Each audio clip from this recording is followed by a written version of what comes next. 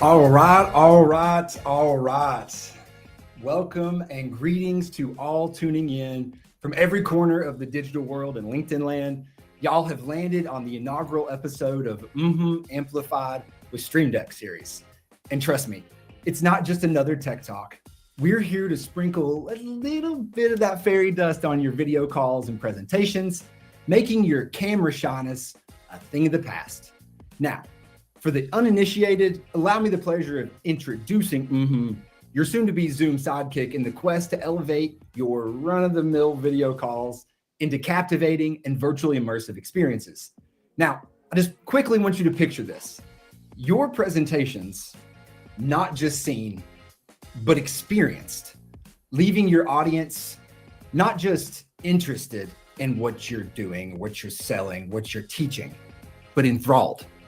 And for those of you who haven't had the pleasure of meeting Stream Deck yet, imagine a gadget that puts the control of your digital universe right at your fingertips.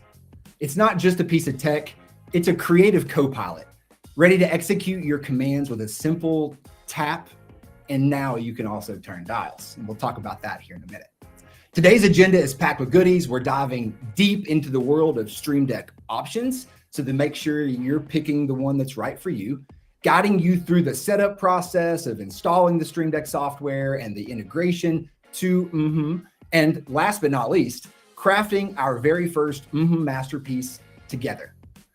I'm streaming to you live from the heart of Appalachia in Northeast Tennessee. My name is Garren Parkins. I'm the CEO of DeskRig, and I am your gracious host for today, aiming to inject just a little bit of fun and flair into your tech toolkit. Before we jump into the deep end, let's just quickly touch on some housekeeping. This isn't just a show. It's supposed to be an open forum of ideas and insights, and hopefully a little bit of banter. I'm all about keeping conversation flowing, respectful, and chock full of hopefully some light bulb moments for you. So please, don't be shy. Your questions and contributions are exactly what makes this a fun experience for everyone here. As we navigate this together, remember the strength of our community lies in diversity of thought. So please engage, ask, and share. This is an opportunity to voice your curiosity and contribute to this group's collective journey of discovery. And because loves making things interesting, they're throwing in a Stream Deck Plus into the mix for one lucky commenter. All you have to do is just sprinkle the words Stream Deck into our LinkedIn live comments. Sorry, Instagram and Facebook and everybody else. But one of you might just hit the jackpot. Now, you can enter as many times as you like until midnight tonight, and we'll select a winner randomly and announce that winner, I believe, tomorrow, Wednesday, March the 6th. As we peel back the layers of the Stream Deck and today, I want to personally invite you to break free from your norm. Video calls generally are pretty boring. I think everybody agrees on that. Every feature we explore here, every tip I try to share is a step towards mastering the art of digital storytelling. We all know how powerful storytelling can be in our careers.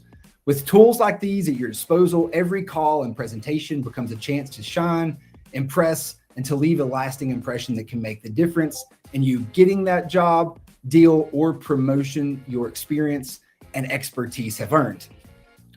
So lean back, but not too far, because I wouldn't want you to miss out on the action. Let's go ahead and dive into a session that promises not just to inform, but to transform. Welcome to the live stream that can make your next presentation the best one yet. Welcome aboard, Amplified with Stream Deck. Now, let's make some magic happen and look at some Stream Deck options.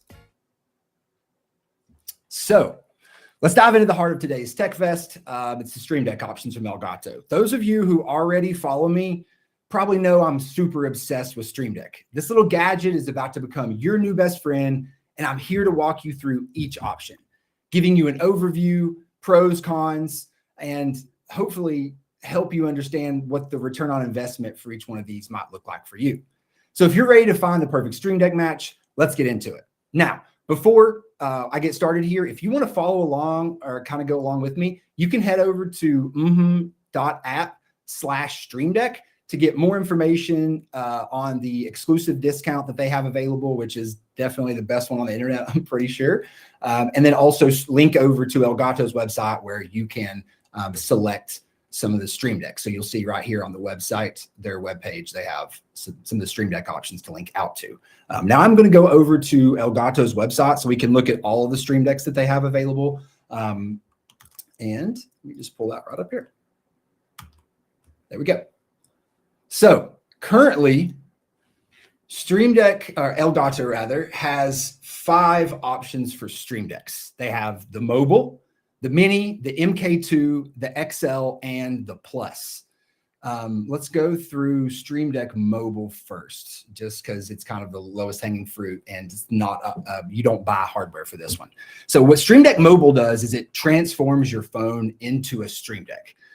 So basically you install an app and then you'll get up to 15 virtual buttons in that app. The pros of this are that you already own a smartphone and your smartphone's a really portable tool you're always going to have with you. So it's super easy to pull out and be able to use.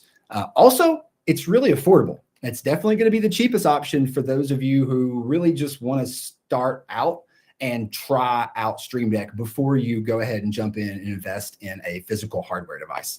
Definitely, we'll talk about the price here in a second of that, but it's very low. The cons are that you're dependent upon your phone. I've never used the Stream Deck mobile app because a lot of times during calls, I find myself needing my phone, whether I get a quick text message or phone call comes through, all that would interrupt your flow and you'd have to switch back and forth between apps. And that could be frustrating potentially. Also, then you're going to be dependent upon your phone's battery life unless you have a cord sitting right there to keep it charged at all times.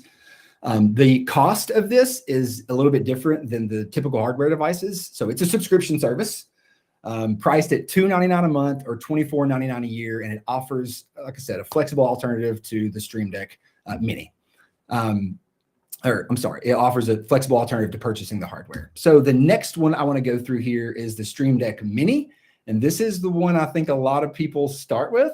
It's compact, it's cute, it packs a jab, not a punch. Okay, it's got 6 fully customizable keys.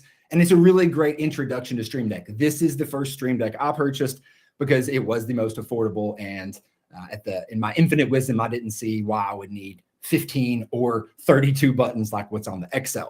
Now, the pros of this one are just like the cell phone app. It's going to have portability, smaller size, so you can fit it in tight spaces on small desks. And it's not going to be super intrusive into your space and clutter your space up with a huge honking deck of buttons.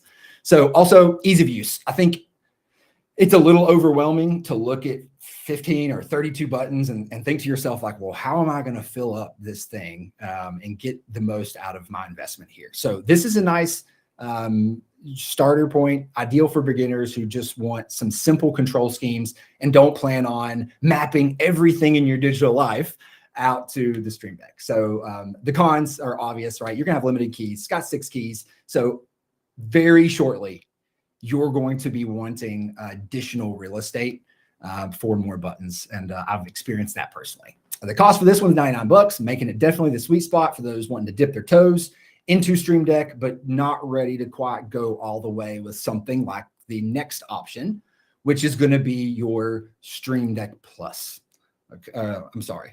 Stream Deck MK2. Messed that up. There we go. Okay. So this is actually the classic Stream Deck. This was like basically the first one they made with a little bit of an update. So previously, the original one, I think I have, my cord's tied down too much, but the cord is attached to the device. And it's also a USB 2.0. So for those of you who have newer laptops with USB-Cs or Macs with USB-C and Thunderbolt, definitely going to be a better option. So you don't have to go out and get like a USB hub to then connect it to. Also, the MK2 comes with interchangeable faceplates and offers 15 keys, which is a really great balance between functionality and footprint. The pros of this one is it's versatile, so it's got enough keys for most content creators and salespeople and streamers, but it's not so overwhelming where the 32 button one, which is the XL, and we'll get into in a moment. This, just like the rest of the Stream Decks, each key is a mini LCD screen and you can personalize it to your whims. The price is really the biggest con, I guess.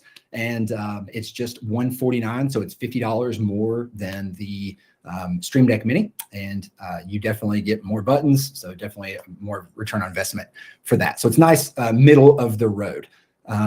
Quick note on this, you can still get the original 15 buttons, so like the original Stream Deck is available on Amazon if you look around for it, the predecessor, and you'll save a few bucks. So typically, I think that one's like $79 or $89. So you save a little bit of money. And if you have a USB 2.0 on your current computer, then great. It works awesome. The Stream Deck XL is the next one. And this is like, I would imagine this is like a truck in Texas, right? It's like everything's bigger in Texas. So this is for the power users among us. It has 32 buttons, so you literally would never run out of screen real estate for customizations. And with the other options that have 15 keys and 6 keys, and we'll talk about this a little bit later when we get into the customization area of this presentation, but you've got to use some of those buttons for navigation. So yes, you may have 15 off the rip, but it's just like, gross and net profit, right? You've got to save a little bit of screen real estate for some basic functions that you'll need for your presentations.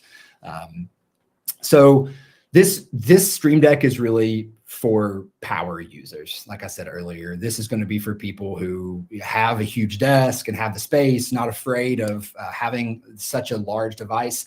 The biggest con here is going to be size and price point. The price point is definitely the highest of the bunch. It comes in at a whopping $249. But if you're investing in Stream Deck and it's something you're going to use, I think it's a great option. Although the next one we're going to cover is my favorite one thus far, and that's going to be called the Stream Deck Plus. There we go. So if it's not obvious already what the differentiator here is, it's going to be the dials. So this one's got 8 keys, 4 dials, and the LCD pad above the dials is actually a touch screen as well, which is super awesome because one of the biggest pros of this one is enhanced navigation. So you can use your touch screen instead of dedicating buttons. So that way you get your buttons back. You don't have to take away one of those 8 for navigation purposes, and you can actually swipe through different screens on your pages on your Stream Deck with that touch screen, which is super awesome. That's one of the biggest selling points for me. So the cons are that the dials for someone who's been using Stream Deck and super used to all the buttons, dials are an adjustment, and no pun intended. When you've built in Stream Deck in the past, you get really used to, you've got kind of your process and your techniques already dialed in, and you know what you're going to kind of build out for your presentations.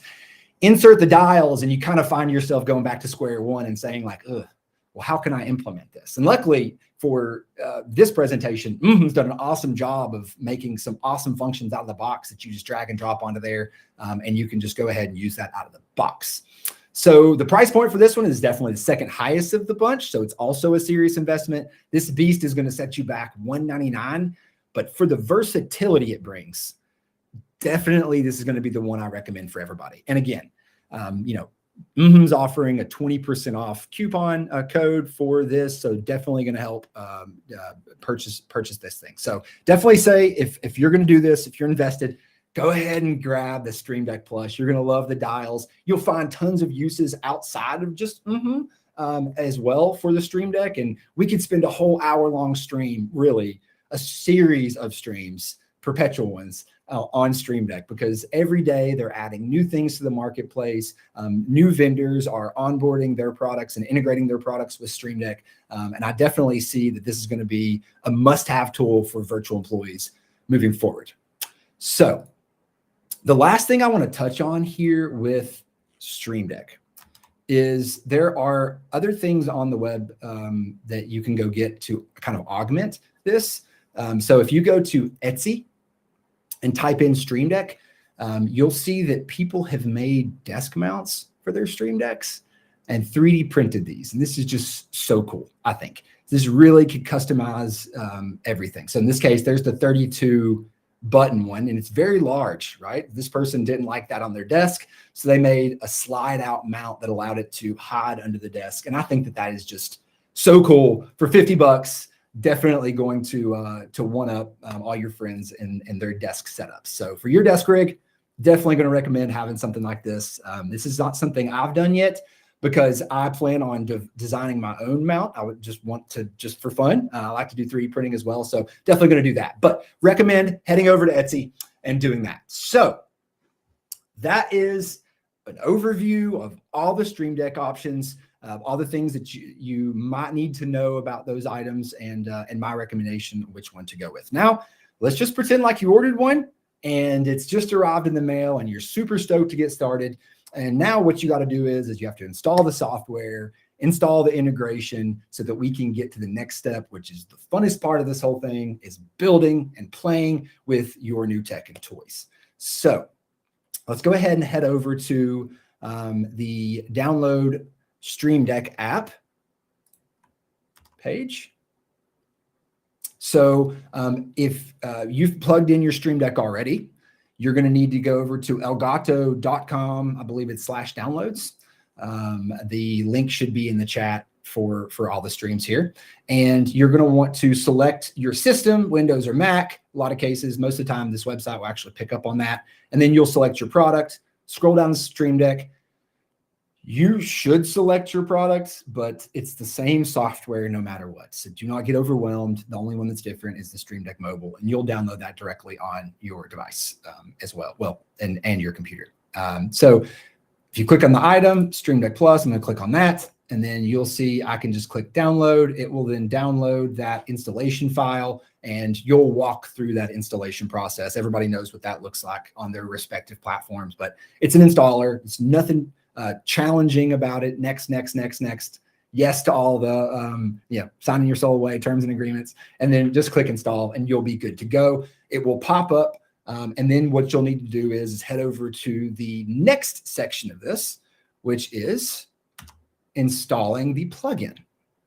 So Elgato has a marketplace, and it's pretty straightforward. You head over to the marketplace. I've already signed into my account. To install these, they do require that you have an account. There are single sign-on options like Google, I think Facebook as well. So you can just click single sign-on. It'll create your account there, and then you'll be able to click the down or install on your Stream Deck. Now you'll see I've already done that, and this indicates that. So if you've clicked this button, you should see your Elgato button options populating in your Stream Deck. Now, I will say I've had a couple instances in the past where I've tried to help people through this, and the first time we clicked install through the marketplace for any of these plugins, literally the entire marketplace, sometimes the first time you click it, it like doesn't show. You sometimes just have to close Stream Deck and reopen it, and then it will kind of grab all those. Sometimes it works the first try. I haven't found a rhyme or reason to the Elgato marketplace. Definitely has nothing to do with mmhmm's integration specifically, because it's happened to me on every single marketplace installation so far. So just be aware, if the first time you click and it doesn't work, just close your Stream Deck app, reopen it, and then if you click that open in Stream Deck button, it will open right away. So that is all it takes, y'all. Pick a Stream Deck, order it. You can get it straight from Elgato. You can get it on Amazon. There are a few other vendors. Best Buy sells them as well. So you can really get a Stream Deck anywhere you want to purchase it. If you want to take advantage of the 20% off, though, you'll definitely want to head over to mmhmm's webpage to grab that QR or that coupon code, which also should be in the comments as well from the moderators here in the chat. So we've done a lot so far, and the next thing we're going to want to do is to customize our build. But before we customize our build, we're going to hit you with a quick commercial break so I can catch my breath and come back to you with all the energy that you're going to need, and I'm going to need to continue this for the next 40 minutes. So we'll see you in just a second.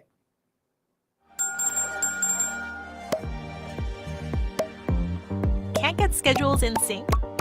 Update everyone fast by recording a video with mmhmm. mmhmm videos are perfect for demos, updates, and presentations.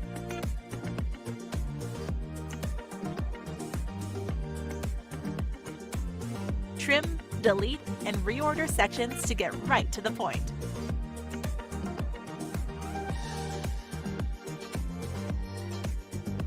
Fix mistakes by re-recording them.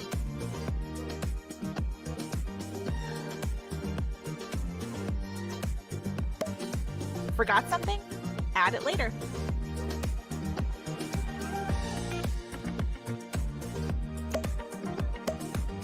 Nothing explains your ideas better than you do. Explain yourself. mmhmm.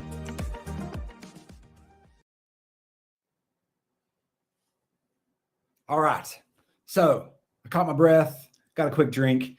Now I'm ready to dive into what is the really the meat on the bone here. And I want to start this off. You'll see here on my screen share on the left-hand side, I guess whichever way you're looking, this is going to confuse me. I've got my Stream Deck up here, my physical Stream Deck. You can see my hand over it and me reaching for it. And then also I have up, a fresh instance of up. So I didn't spend any time building this ahead of time. So I wanted you guys to see me in process, put something together, as well as building the Stream Deck. So I got fresh builds on both sides.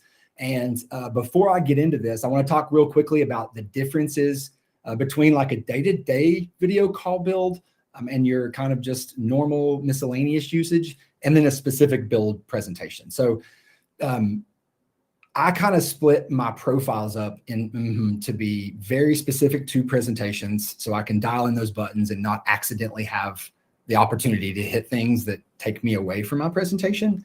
And then like other things that are available in Stream Deck that I can talk about as well here, which is going to be like adding your text signature that you can paste in with the click of a button, or opening websites or opening applications. All those things as well are great day-to-day usages. And then just for regular video calls, a lot of cases, I know a lot in my case, I go into video calls and I don't really have a specific presentation. However, I may need a menagerie of media or other collateral that I may want to show depending upon how a specific conversation unfolds. So it's good to have some things kind of baked into a basic video call setup that you may want to use in a normal setup. So for this use, we're definitely going to do more of a specific presentation build, but I'll also kind of play around and show some other stuff. The first thing I want to do is get some base setup stuff out of the way. Things that you're always going to need on your Stream Deck is navigation, mute, something like a sneeze button is what I like to call, and that's going to be a kind of our first jump into multi-action switches. I also like to set up a be right back button, and then maybe a call to action button as well. So let me first off, let's do a previous and next button. So in the Stream Deck app, on the right-hand side, if you click the hamburger button, it's going to show you all of the different button options that are currently available, that are pre-stocked in, or that you have installed through the marketplace, like the buttons here. Now, I've just clicked these off so that we can keep a really clean workspace for me for this presentation. I'm going to open up, drill down into the buttons, and you'll see there are an absolute ton of options. But again, we're being specific here. We need previous and next sliders. So this go to slide button is nice. You can just grab it, drag it on. I like to put it to the far right of my Stream Deck because I put my I'm right-handed, using my mouse, right-handed. So I put my Stream Deck on the right hand, and when I reach to grab the Stream Deck, I can, without looking at the Stream Deck, know exactly where my forward and backward buttons are at. So that's a really nice way to do that. Let me get this back there for you. Okay, so that's out of the way. The next thing I want to do is set up a sneeze button. So if there's a loud noise, your dog barks, anything, your kids come running into the room, there's a million reasons why in an instant, without looking like you're in a total panic, you may want to turn off your audio and turn off your video. So let's set that up really quickly, and we'll do it in a way that doesn't take up too much space on our Stream Deck. So I'm going to grab the mic toggle, and I'm going to grab the camera toggle. And you'll see the Stream Deck already knows you've already dialed in which microphone, which camera you're going to be working on here. So now what I want to do here is I'm going to go down to the multi-action options. And I actually want to grab a multi-action switch, because what that's going to do is it's going to run an action and then it's going to hold it there. And then when I press the button again, it's going to run the other action. So I'm going to go back, copy that button, that mute button, and paste it. Copy that button, paste it. Now, what's different here is if you look at these buttons at the bottom in the options, you can see that it's only camera. It knows whether the camera or microphone are on and off. And then the button itself, when I push it, it will display an indicator that, hey, but the microphone's off. So at a glance, I can look down and know really easily my stuff's off. And that's nice to have that visual cue. You can just at a glance know what's kind of going on there. Now, the problem with having these buttons on here for me is, again, it's real estate. You'll see when we continue to build and build and build that we start to run out of screens. And you definitely don't want to be swiping through screens in the middle of a presentation, breaking your flow. And that's a bad pattern interrupt. So inside of this multi-action, I'm actually going to go ahead and copy these one more time for the second button. Paste. All right. So you'll see I'm on the first action of the multi-action switch. I can click on the item in the list. And then down here in the options, it says mic on. So now I can toggle it between the two, mic on or mic off. So I'm going to leave that on because that's the one I want to be on. And on this one, I'm just going to toggle it to off. Awesome. So now when I back out, that multi-action switch, I can go in here and title this and call this sneeze. So when I click it, everything goes away and everything comes back. So that's a quick and easy way to be like, press the button, you're out, clean and good to go. Got a few different names for that button, but sneeze button is probably the most appropriate for a corporate live stream. So the next thing I want to do is set up a kind of a be right back look and feel. And this is going to demonstrate some other of the functionality that we'll also continue to talk about later on in the build here. So like if you need to step away, but it's not just like a sneeze button, you don't want to just completely disappear. You may want to have like an image of yourself up with a background and some contact information as an example. So I'm going to create a new slide here and I'm going to put a background on. I'm going to turn my camera. Oh.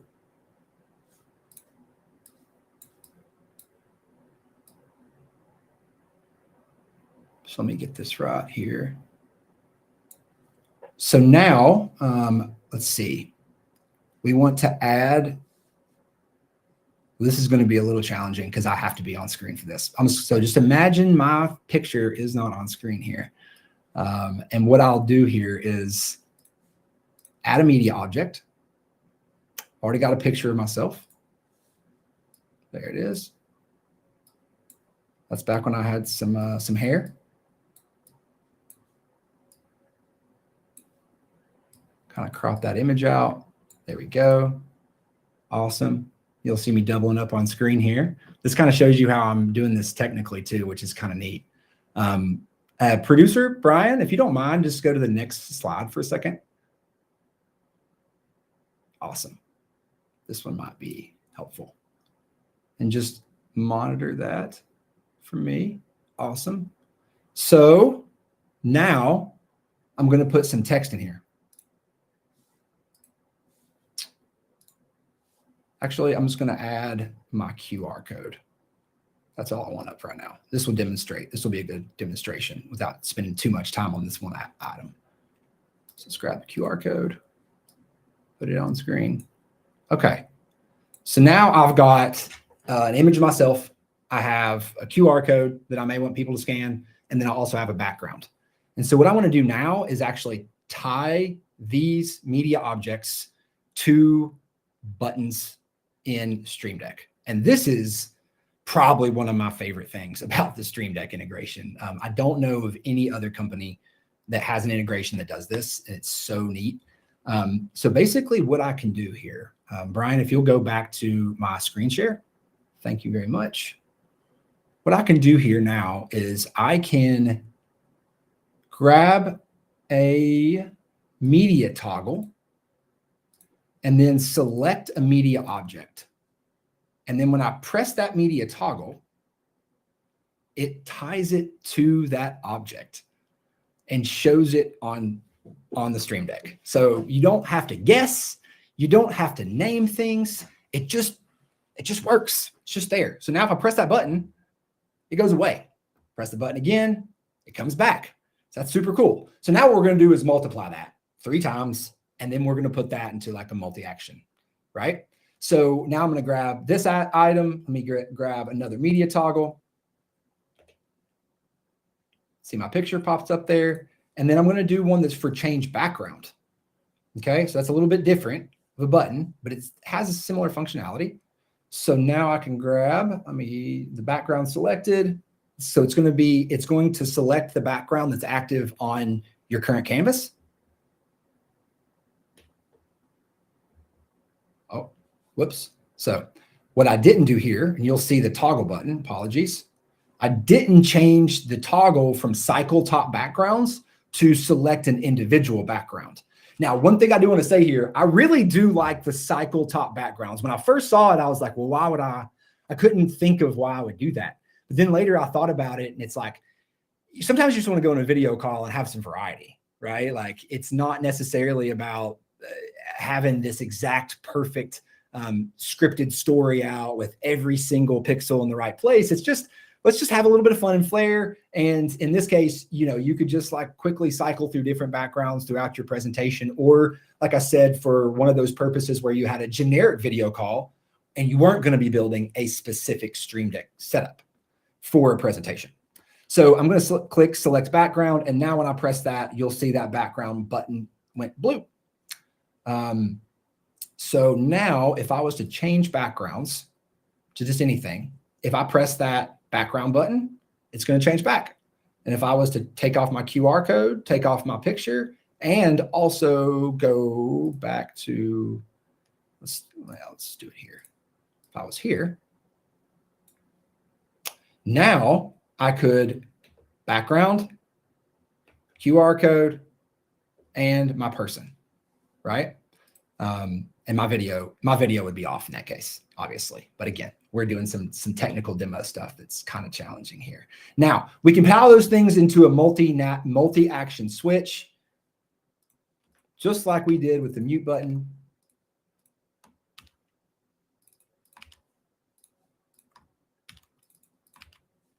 Awesome. Let me go to here, shrink myself down. And then when I press the multi-action, boom, right to an exact setup that you want. And that's really nice if, again, you're in the middle of a video call and you're like, hey, I need to be right back. Or you're in a webinar where, like a training session or a group networking call. And, while everyone else is awkwardly sitting there nodding and smiling, or like typing around on their computer, you can put up your Be Right Back screen with a click of a button and have a super professional look with your calls to action, metadata information like your name and title and your company and all that other good stuff that you may want to show off during your video calls at a moment's notice. And what's nice about that is that then you don't have to kind of like build a scene in for every little thing and then go find it, right? Because right now, and I'm sure they're working on this, but the next and previous buttons can't go to a specific slide. So that's where this multi-action with tying all of these items to a specific multi-action allows you to go to like a specific setup kind of on the go. So that's fun. That's fun as well. So let's get into some of this presentation specific stuff. So that's all basic stuff. Some of the things I think are really important for you to understand generally. But now I want to hop in and start making a presentation that we can work on. So let's see. No, Brian, let's go back to the share screen because I'm going to have to kind of go through this, and it's going to do the same camera thing again. So you guys just have to bear with that because that's a technical challenge. We need like 5 cameras to get around that. So first thing I like to do on my presentations is I like to start here in like a no setup, basically, just a normal video call. You kind of get your intros out of the way. You don't come in, overwhelming the audience, because I have experienced in the past, I come in looking like 100%. And that sets a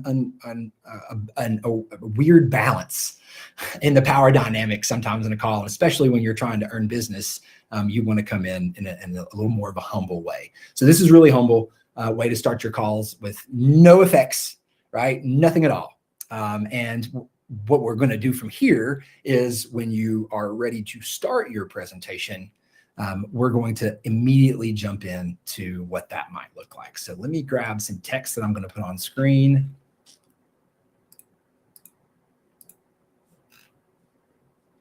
There we go. 5 ways Stream Deck amplifies your presentations. So that's going to be our first one. So what I'm going to do is I'm going to select a background.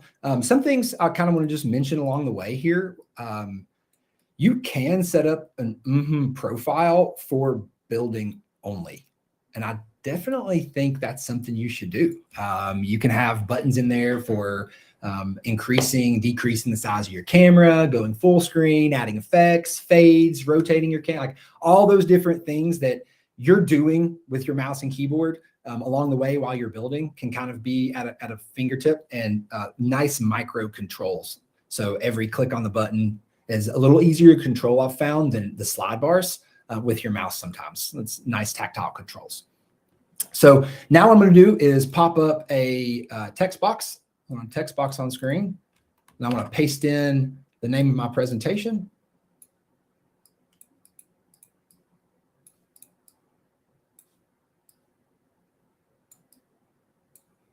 So awesome. So going directly from nothing at all, right, to hopping straight into fully prepared presentation. I think that's really cool. It's a nice, like, pull the curtain type effect, and everybody always gets the wow factor, and immediately they're going to want to know a little bit more about how you're doing this. So you kind of just saw me there. Pretty straightforward. We would use the Stream Deck buttons. Oh, I messed that one up, it looks like. That should be previous. So when I click previous, I kind of go through my slides here. Let me delete that one. And then, so right now, boom, kind of goes ahead and shows you what that might look like. Now, let's say in the middle of this presentation, you want to change, I'm going to delete some of these buttons here. Let's say in the middle of this presentation, you want to change your camera frame. I think that's something else that's occasionally I'll find myself needing. And the reason being is because when I'm doing a screen share and I'm over top of content, there are times where my audience says, hey, you're covering up the words I want to read. You're covering up the imagery we want to see, and changing your camera frame will offer you some versatility around, some flexibility rather, around switching that on the go. So I grabbed the camera frame button, and you can actually grab 3 of those and do kind of this technique here, which I really like. And I'm going to make sure I've got silhouette as 1, circle as 1, and rectangle as 1. And you'll see the buttons change their graphic so that you know what they represent. So now when I click one of these buttons, you'll kind of see me pop around into different camera frames. Now,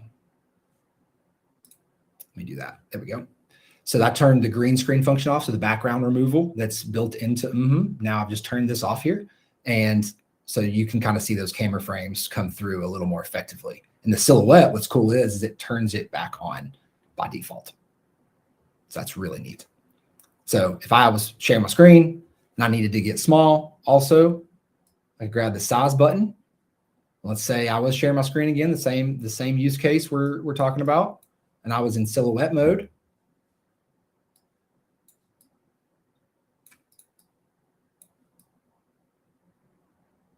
Now I can just click my circle button, reduce the size of my camera, and we're good to go. And now I'm really out of the way of everybody else. Now, some other little tips about this that I learned that are neat. The snapping in actually, it's more than just design layout. So you can, if you snap your camera to the corner, when you size up and size down, the camera will shrink back to that respective corner. So if I go up to the top left, see how that works. Now that's a little tip that it took me a little while to figure out, but super helpful, especially if your presentation plans on doing some of this movement stuff. Man, I just looked at the clock. It's 1:40. This is we're flying through this. So that is camera silhouette setup. That is a basic setup there. Let's go on to some other things. I want to hop into, let's see, some of the other full screen toggle buttons, which I also like. It's a different way to handle changing your camera size. So I'm going to add a new slide here. And I'm going to go back to silhouette mode. I just took the button off. So I'm going to go back to silhouette.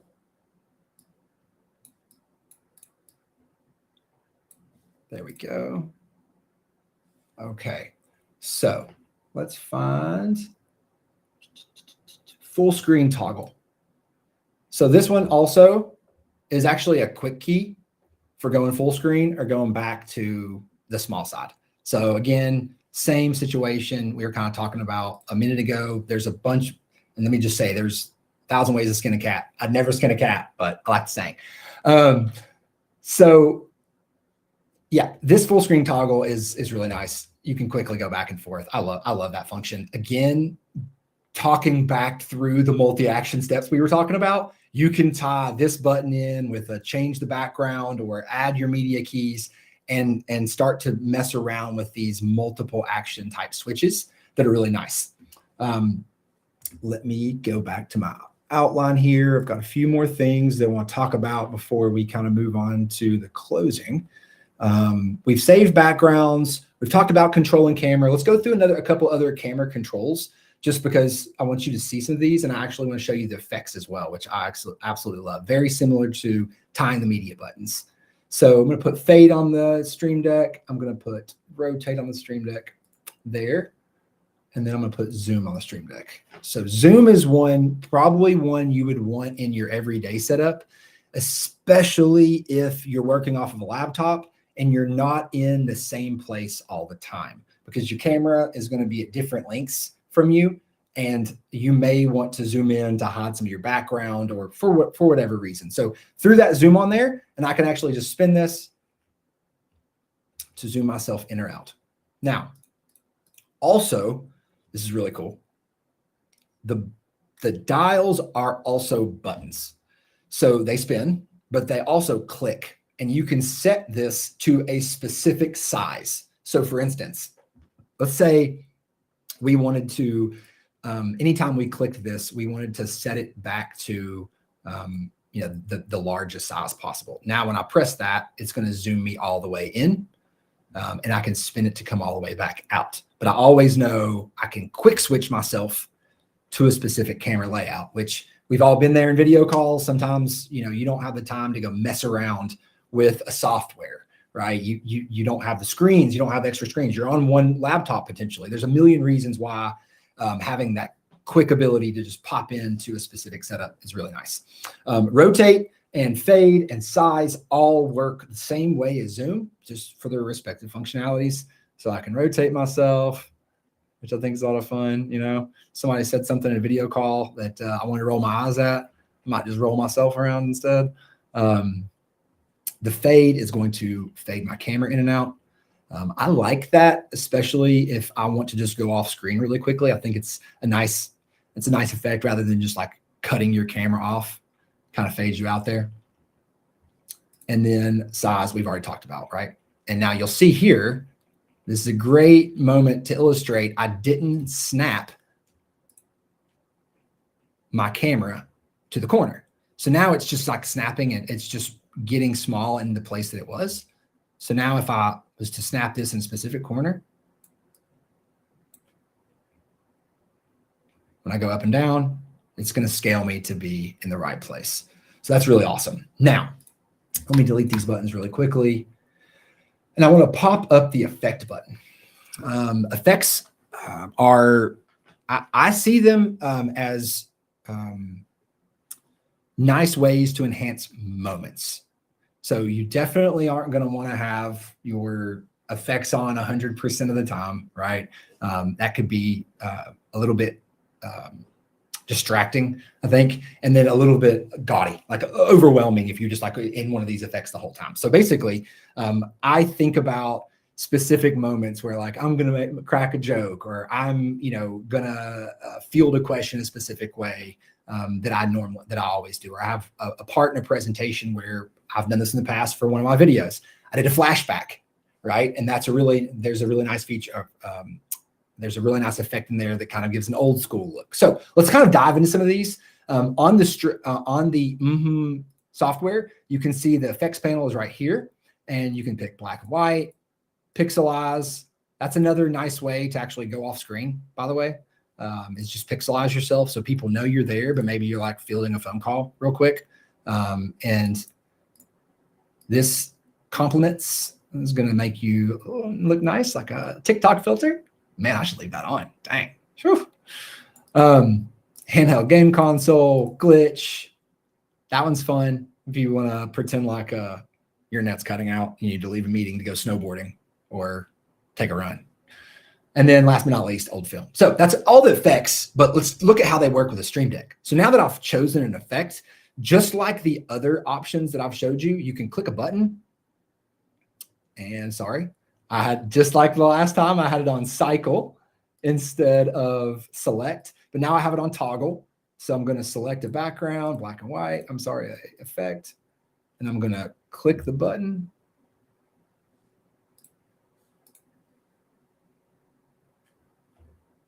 What did I do?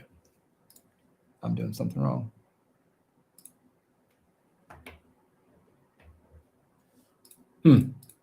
I must have messed something up. So this will also pop up like with the image of the effect, which again, the same thing I said earlier, that's probably out of everything here, my favorite thing they did, because it's so frustrating having to name all your buttons or go into Illustrator or the Stream Deck button maker, which they have available online at Elgato's website, and make custom buttons for everything. mmhmm has done such an awesome job of making that easy for you. So yeah, effects, that's another great feature. Let's see. Anything else I want to pop on? We've got about 13 minutes left. I want to make sure we can get the rest of the information in and everybody's getting a chance to enter the stream and all that kind of good stuff. So, I mean, other things that I definitely think are important that you know are here is the record button. So a lot of people are using mmhmm to record videos for asynchronous video updates. If you're not doing that, you definitely should be. It saves you a ton of time. And that's a nice button to be able to just like reach down, start your recording, and be back hands-free. Elgato also sells a foot pedal that you can set up that also ties to like Stream Deck, like a Stream Deck button. So you could actually set that up as your next slide button or your start recording button so that you're always hands-free, which I think adds a really nice effect and makes it kind of look like magic. So slide toggle is another one I want to mention, because if you're in a presentation, and let me just go to, I'm going to snap this down here because I know I'm going to need it. And I have my slide toggle, and I want to put on,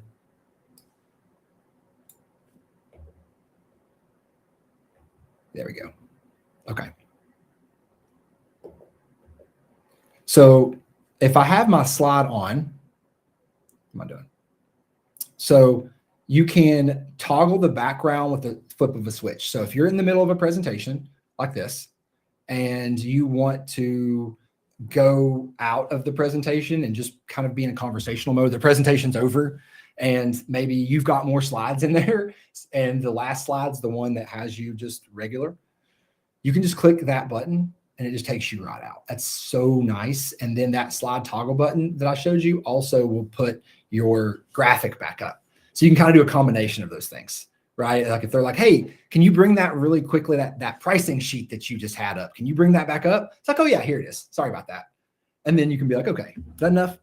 And continue on. And you can see how there are so many ways to accomplish professional presentations with these two tools together. And you can customize it to your heart's desire. You don't have to do it the way I've done it. You may have come up with some ideas on your own that were really awesome.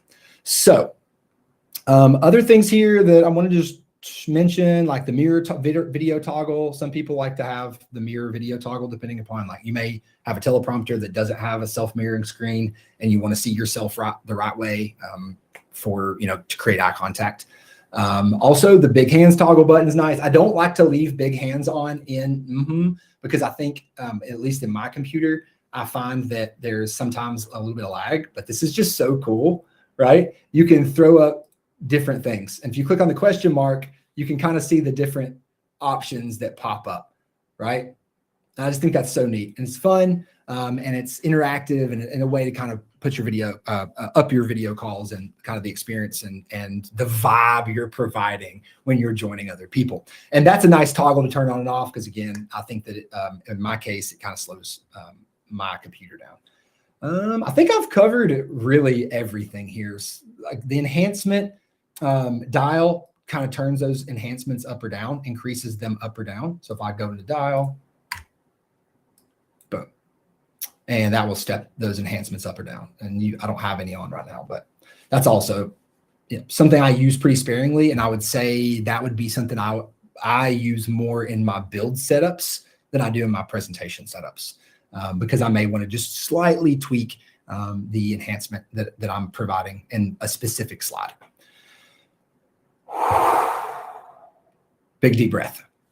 So that was a lot for me, and I do this every day. I'm sure this was a lot for you guys. I hope that this was a helpful introduction for you to understand the value of Stream Deck, some of the options that are available there, as well as some of the things that you can do here in to make your presentations awesome and controlled by this Stream Deck. So let's talk a couple other things. So if you haven't already, you're definitely going to want to drop Stream Deck in the comments for a chance to win a brand new Stream Deck. I mean, who doesn't want free $199? So all you have to do is drop Stream Deck in the comments. Again, let me remind you one more time. Hey, Brian, do me a favor and go to that next slide. Nope. The one before that? There we go. Thank you. So again, let me remind you one more time, you can enter as many times as you would like until midnight. So spam those comments, get in there, and we'll select a winner randomly Wednesday, March the 6th. So let's talk about what happens if you didn't win a Stream Deck. So in the game of life, not everybody's going to get to take home the grand prize, okay? But look, don't let not winning the Stream Deck dim your digital dreams, because even if Lady Luck didn't wink at you today during the giveaway, you can still grab your Stream Deck at an internet-breaking 20% off using that exclusive code, ZZ-mmhmm. Highly recommends you use that. And take advantage of that. So as I'm drawing the curtain today, I see I've got about 7 minutes left. So I'm going to give you a little bit of time back today. But I don't want you to forget next week's stream or the next week's stream. We're going to be streaming every week in the month of March. The next two are going to be much better than this one today, I'm sure. But you're going to be joined by the illustrious Michael Perekupka. Got that wrong, I'm sure, Michael, but I tried my best. And he's going to be diving deep into the realms of profiles for Stream Deck. And so where I went into just, some of the functionalities and the individual buttons and features, he's really going to dive into how to customize those profiles for different purposes and be able to navigate around those profiles in the Stream Deck as well. It's going to be really awesome. Michael is an absolute wonder with if you watch any of his content, it's absolutely incredible. And I highly recommend, if you enjoyed anything about this stream at all, his is going to blow this one out of the water. So again, profiles is what he's going to be doing, and they're going to allow you to quickly get started with basic recommended configurations or for everyday use. Now, all right, y'all. As we put the final pixelated period on today's stream, just know that it doesn't end, right? Come back next Tuesday. We've got more. The week after Michael is super exciting. The CEO of mmhmm, Phil Libin, is going to be joining us, and that's going to be an amazing stream. I know that everybody out there is super excited for that one. I'm such a fanboy, so I'm like, I can't believe that I'm here today, even in the same stratosphere as Phil, and feel very blessed to have all of you join us today from wherever you're at. I'm so grateful for all your participation, watching. Thank you for tuning in. Thank you for sharing your energy, being part of the growing mmhmm community. And until next time, keep streaming, keep dreaming, and don't stop the feeling.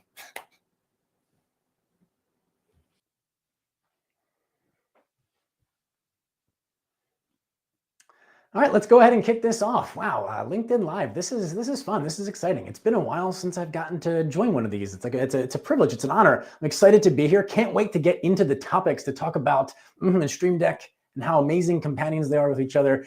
But as people are filtering in and getting settled, figuring out where they're going to sit, what kind of beverage they're going to have during today's show, why don't we get ahead of the housekeeping stuff? Let me start by saying, thanks for joining. A sincere thank you for taking time out of your day, no matter where you're joining from. Maybe what you can do is in the comments, let's get that going. Tell us where you're joining from. So good afternoon if you're on the East Coast. Good morning out west. Good evening if you're joining overseas. Thanks again for joining that. We are recording this, and why don't we start with letting me introduce myself just to get that out of the way, and then we'll get into the good stuff. I'll make sure my intro quick. My name is Michael Perekupka. Again, thrilled to be here, head of customer success at mmhmm. Been in the business for about 2.5 years. Have absolutely loved it, helping users learn this amazing app, unlock all of the potential and the creativity. It's fantastic. I was a teacher in a previous life, passionate for good storytelling, good communicating. It's what made me fall in love with mmhmm in the beginning. mmhmm is amazing for explaining things. So that's me. What I also think is a good habit, I hope you guys can help me get this become the norm. If you watch a lot of videos these days, especially on TikTok, Instagram Reels, people start with a fit check. Tell them what brands you're wearing. I know you don't care what I'm wearing today, but you might care about my setup. So I'm going to do, and I think presenters should do this, I'm going to do a setup check. So if you're wondering, hey, how's you getting that picture? What are you using today to put this on? I like to share that with you. Just be transparent. And I think we should do that to help people, learn different setups. They might want to try something out. So here's what I'm using today. I'm using 7 different things working together, believe it or not. My MacBook Pro is driving the whole thing. I have an iPhone 15 Pro above the screen as my camera, and it's running through the Camo app. Love the Camo app. It lets you fine tune everything. I've been using it for years. And I'm using 2 key light airs that are positioned up here above me, so I hopefully don't get a ton of glasses glare. I am using a Rode Lav mic. It's actually attached here to my lapel, and it's running down through my shirt into this little device in my back pocket, which is called the Rode Wireless Go 2. If you are someone that is on video a lot and you like to stand and move around, I couldn't recommend it more. It's fantastic. And I like to say, I am using a green screen. I like to think of my green screen as my sports coat. It gives me that little bit of extra flair to it. So I put mine up today. It's Elgato Green Screen XL. That's me today. You don't need a green screen, but for stuff like this, I think it's just a good look to do it. So that's what I got it up today. This is how I'm making it work. What am I actually here to talk about? I'm here to talk about Stream Deck profiles. I'm here to talk about mmhmm and Stream Deck and all the unlimited potential that this unlocks. Okay, but before I get into the good stuff and before I get to what I was sharing all these things, let me also make some comments here. We are giving away a Stream Deck during this session. For people that are here, if you comment Stream Deck in the comments, if you haven't done it yet, if you want to start it now, go ahead and be the first person to do it. Comment Stream Deck in the chat, and we're going to pick someone, and we're going to give one of these away today for free. So go ahead and do it. I'll remind you 3 times throughout this to do it. If you haven't, go ahead and start that now. Next, my guess is, or my hunch here, is that we have an eclectic group of people that are joining. What I mean by that is there are probably some people that are very familiar with mmhmm and have been using mmhmm for a long time, or maybe are new to Stream Deck, and vice versa. There's probably some Stream Deck power users that are wondering, hey, so mmhmm, what's that all about? So I want to do is give a 30 second to 60 second intro on both. starting with yes, that's the actual name. It's the name you can say while you're eating. It's also what people say when you use your audience will say like, oh, I understand that, because is great for explaining things. Here's what is. If you're new to it, is, and I'll put a sentence above my head that I think explains it great. It's a video presentation app that makes you more engaging on video calls and recorded video. I like to think it is a game changer. It gives you superpowers. You can do a lot of cool things. You can do a lot of simple things. I'm using it today. But also allows you to do things like go from here to presenting in a newsroom like that. Slides over here. I can also snap again and go to inside a mirror on a wall. One more snap will put me in one of my favorite places, which is a Game Boy. I loved Game Boy growing up, so it's a fun way to capture people's attention, do things like that. But it doesn't all have to be fun. It can actually be very professional. You can be in a boardroom using nice professional slides to give an update, where you are with your slides and not making people choose what they're looking at. So that's in a nutshell. I would love to talk all day about but that's not what we're here to do. Let's get into Stream Deck next. If you're relatively new to Stream Deck, that's a Stream Deck Plus. Plus with the knobs. There's a couple versions of it. They all do similar things, but the newest one is the Plus. Got a touchscreen here and some knobs. What is the Stream Deck? I love the way they describe this, especially the end. Stream Deck Plus is your audio mixer, your studio controller, your production console, and I love this last line. It's anything you want it to be. It is true. If you want it to be a remote control for your presentation, you can do that. If you want it to mix audio, you can do that. If you want it to be a sound effects board like a radio host, you could do that. Stream Deck really is so customizable, so robust. It can do so many things. And more recently, as a reminder, what I want you to start thinking about is, because these two apps play so nice, we now are in the Elgato marketplace. So go ahead if you haven't, especially if you're a longtime user, thinking about getting into the Stream Deck, download the app from the marketplace. We did a session last week with Garren Parkins to show all of the customizations you could do here. You can go back and check that out. I'll also mention some things here. Download the app, and all you have to do after that is start dragging and dropping actions into the dials and your keys. Super simple. It's drag and drop, and I'll show you what that looks like in a second. Before I do, reminder number 2, in case you joined late, go ahead and comment Stream Deck in the chat, because we're going to give one out. Not during the thing. We're going to pick names afterwards, and we're going to give out a Stream Deck for free. But if you don't get picked and you still want a Stream Deck and you haven't made the purchase yet, you will not regret it. But go ahead and save some cash and use the discount code ZZ and get 20% off. If you don't write it down now, I'm going to repeat this at the end of the show too. Okay, so there's all the housekeeping stuff. Got it out of the way. Let's get into the good stuff. I am here to talk about Stream Deck profiles. And if you are new to the Elgato world, new to the Stream Deck world, yes, you should know. You might not exactly know what a profile is. So let's start there.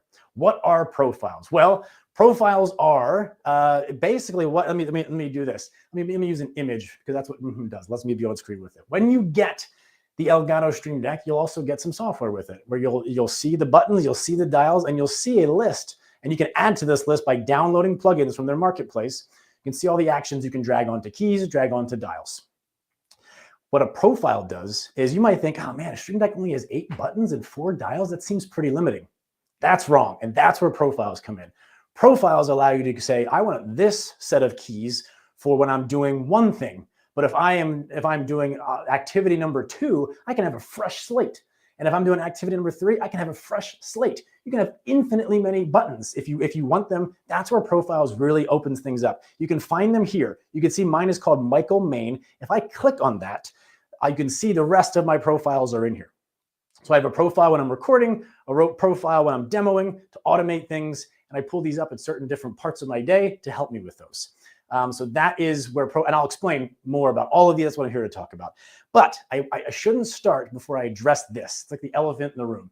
If you're on the side that you're very familiar with Stream Deck, you've probably been talking about this for a while. And I've been in Reddit communities and subreddits that have talked about this. It's actually pretty crazy.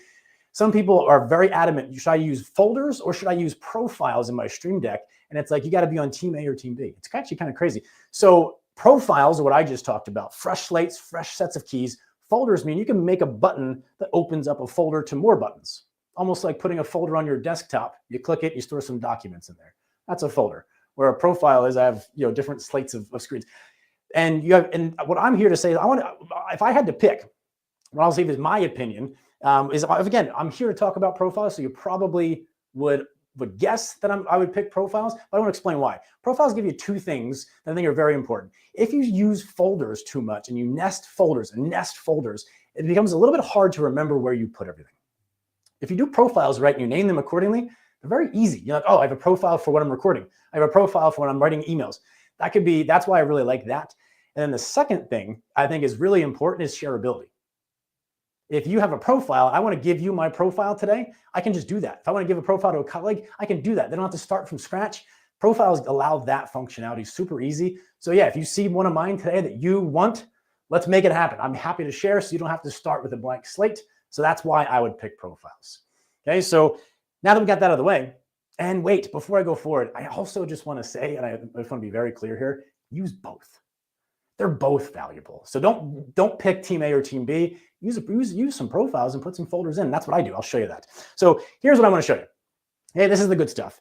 Hopefully you find this interesting. I have gone through many different profiles. I've had a Stream Deck for about almost a year now. I've gone through a bunch. I've made some that I thought were going to be really useful, and I ended up throwing them away because they ended up not saving that much time. And I think you'll probably go through that if you're new, but then you're going to find ones that'll be the ones that stick around. These 5 have stuck around for me. There's a main one. I guess I'll just get through it. There is a main one that I use that I call my workhorse. It's the first one I open up every day when I start my work. It's the one that's on my screen the most. And then I also have ones when it's time to demo, when it's time to record, when I want to automate certain mundane tasks. I have one for that. I love that one. I'll show you one of my favorite things.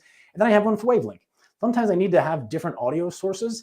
I am not going to go super in-depth here because there is another session next Tuesday. And Agene from our team is a master at this. And I would be doing it injustice if I tried to explain it because he's going to do a great job with that. But I will show you at least what mine looks like. Okay, so that's what I'll do. That's where I'll get started. I'm going to go through these 5. I'll press some buttons. And what I also have, I should also mention this before I start. Let me maybe back up for a second. Sorry. Reminder. Yes, if you see one and you're like, oh, I just want that one because something I did resonated, let's find a way to make that happen. We can share it as a resource, connect. Yes, I'm happy to share any of these. And if you'd like to ask some questions, I would love to be a resource. Let's start with my main one. And I think you should have a main one. So I'm going to start with just my main profile. I call it my workhorse. Like I said, it's the one that stays up the most. I think you should think about having a main one too for like, what are the things I do most often that I find I would just like to have it on a click of a button. So what I'm going to try to do for you all to make this as useful as possible is use to first share my Stream Deck app. So I'm going to show you the buttons in the app. I'm going to share that screen, add screen share. Now, okay, so that is live. That is my Stream Deck app. You can see my mouse. You can see some buttons in there. And I'll explain what they look like. This is my main profile. And then what I can also do is I also have a camera sitting on a tripod here that I'm pointing down. I'm going to do my best to do this without screwing up too bad. I'm going to show you a live view of my Stream Deck so you can see the buttons as I press them. I just think that's a helpful view, and you can use to add a second camera. So let me do that here. Perfect. And what I can do, let me get the camera a little bit better, is I can drag this, the second camera, let's put it down in this dead space here. So now you can kind of see, let's see if I can get that camera to be a little bit more. There we go. Now you can kind of see that the buttons on your app translate directly to the buttons on the Stream Deck. So watch, this is a live view. That is my hand right in front of it. And the buttons, anything you put on your buttons shows up right here. And I love working with customized icons. There's an icon library. You can download more of them from the Elgato Marketplace. It's just fun. It's just fun. So let me go through these. I'm going to demo a couple of these buttons for you on my main profile. The button I press the most is in the upper left here. So I'm going to put my mouse on it, and I'm going to press it with my finger here. It's my lights. Every time I go on a meeting or I'm recording a video, I don't have a lot of natural light in here. Watch, I'll show you when I do that. If I press this button, it gets very dark. So I need to press that button to make sure I'm well lit. So my 2 key light airs are mapped to that button, and I press it often. Next 2 that I really want to show you are when I go into a meeting. Typically, I meet users in Zoom or in Google Meet. So I have a button for Zoom, that's what this one is, and a button for Google Meet. So if I'm entering a Zoom meeting, I'll press Zoom, so that way I can be ready to have my controls at hand. And what I have in here are buttons to do certain things, like advance my slides. These are buttons. If I press that, you'll see my next slide is my demo profile. I'll get to that. Reverse slide is this one. It brings it back. I also have Zoom controls when I'm in the meeting. If I need to real quick mute my mic, or if I want to record the meeting, I don't have to fumble around to do that, or stop the recording. If I need to share my screen, I got a button right there for that. It won't work now if I press it because I'm not in Zoom, because I'm not in that environment, won't see it. But the last thing is, if I want to leave the meeting quickly, instead of having to fumble that around and have that awkward pause, I just have a button to leave. So that's my Zoom profile. I have a very similar one for Google Meet, where it's the same thing. One of my fun buttons in Google Meet is I can have a button to raise my hand, just having controls at your fingertips so you don't have to, oh, you're on mute kind of thing. So last one I'll show you here, maybe two more, is I often make screen recordings where I pair with QuickTime to show my screen to folks. So I have a button up here, it's called Screen Record, or Record Screen. That will open QuickTime and start a screen recording for me, so I can just do that with a click of a button. I also have a button here that I use a lot. When I'm on things like this, I'll pause my Slack notifications. So just in case people are reaching me, it doesn't pop up. So if I press that button, you can actually, it's hard to see, but actually will start a countdown. I have it set for an hour. It'll go off automatically. Or if I press the button again, it'll just now my Slack notifications will come through. These last two buttons here are to launch the two apps that I use the most. I use them every day, so I don't have to think about it. Every morning I go boom, boom. I open up and Camo. So that's my main profile. And if I have these also knobs down here, I guess I should show.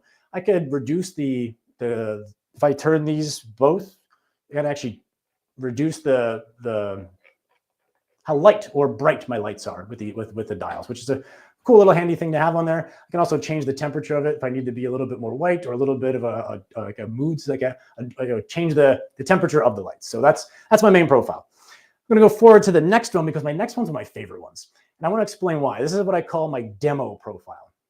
And the reason I think this is my favorite is because the nature of is such that I join a lot of calls that aren't supposed to be demos.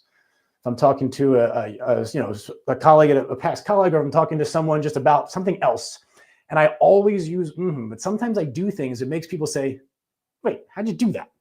And it turns into a demo. So I'm not prepared to do it, but I need to demo kind of on the fly. That's what this profile does. So let me share that same image here. And I have a button to switch profiles here. I'll point it to my mouse so you can see it.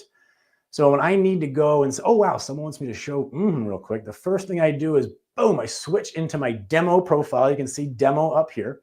And now I'm ready to go. I have some handy controls right at my fingertips that I can show them around. So what I'll do is I actually will share. I'll move this. I'll move the screen share off, but so you can still see the controls. But let me just show how this works. First thing I'll typically do is show, we have a whole bunch of backgrounds. There's a button where you can change your background. We can flip through. We have a whole bunch programmed in. You can be in like log cabin, and it cycles through some of the backgrounds and show that.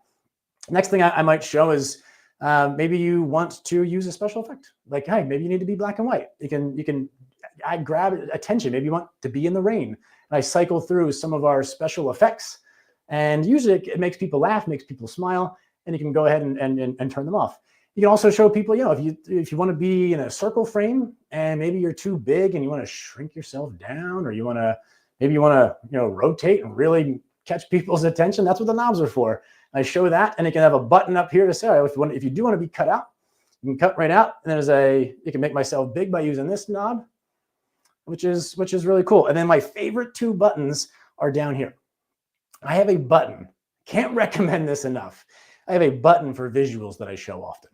So if I open this is a folder, and in here are visuals that I show often. One of the most common things that comes up is, hey, can I pull PowerPoint decks in here? I say, I hit that button when I visit. Oh yeah, go ahead. You can upload your PowerPoint. I have a preloaded PowerPoint slide that I show them. You can put it over your shoulder, or you can go ahead and make it full screen and get yourself kind of out of the way, position yourself where you want to be. And that's on that slide is preloaded to a button, so I can show that real quick. If I take that back.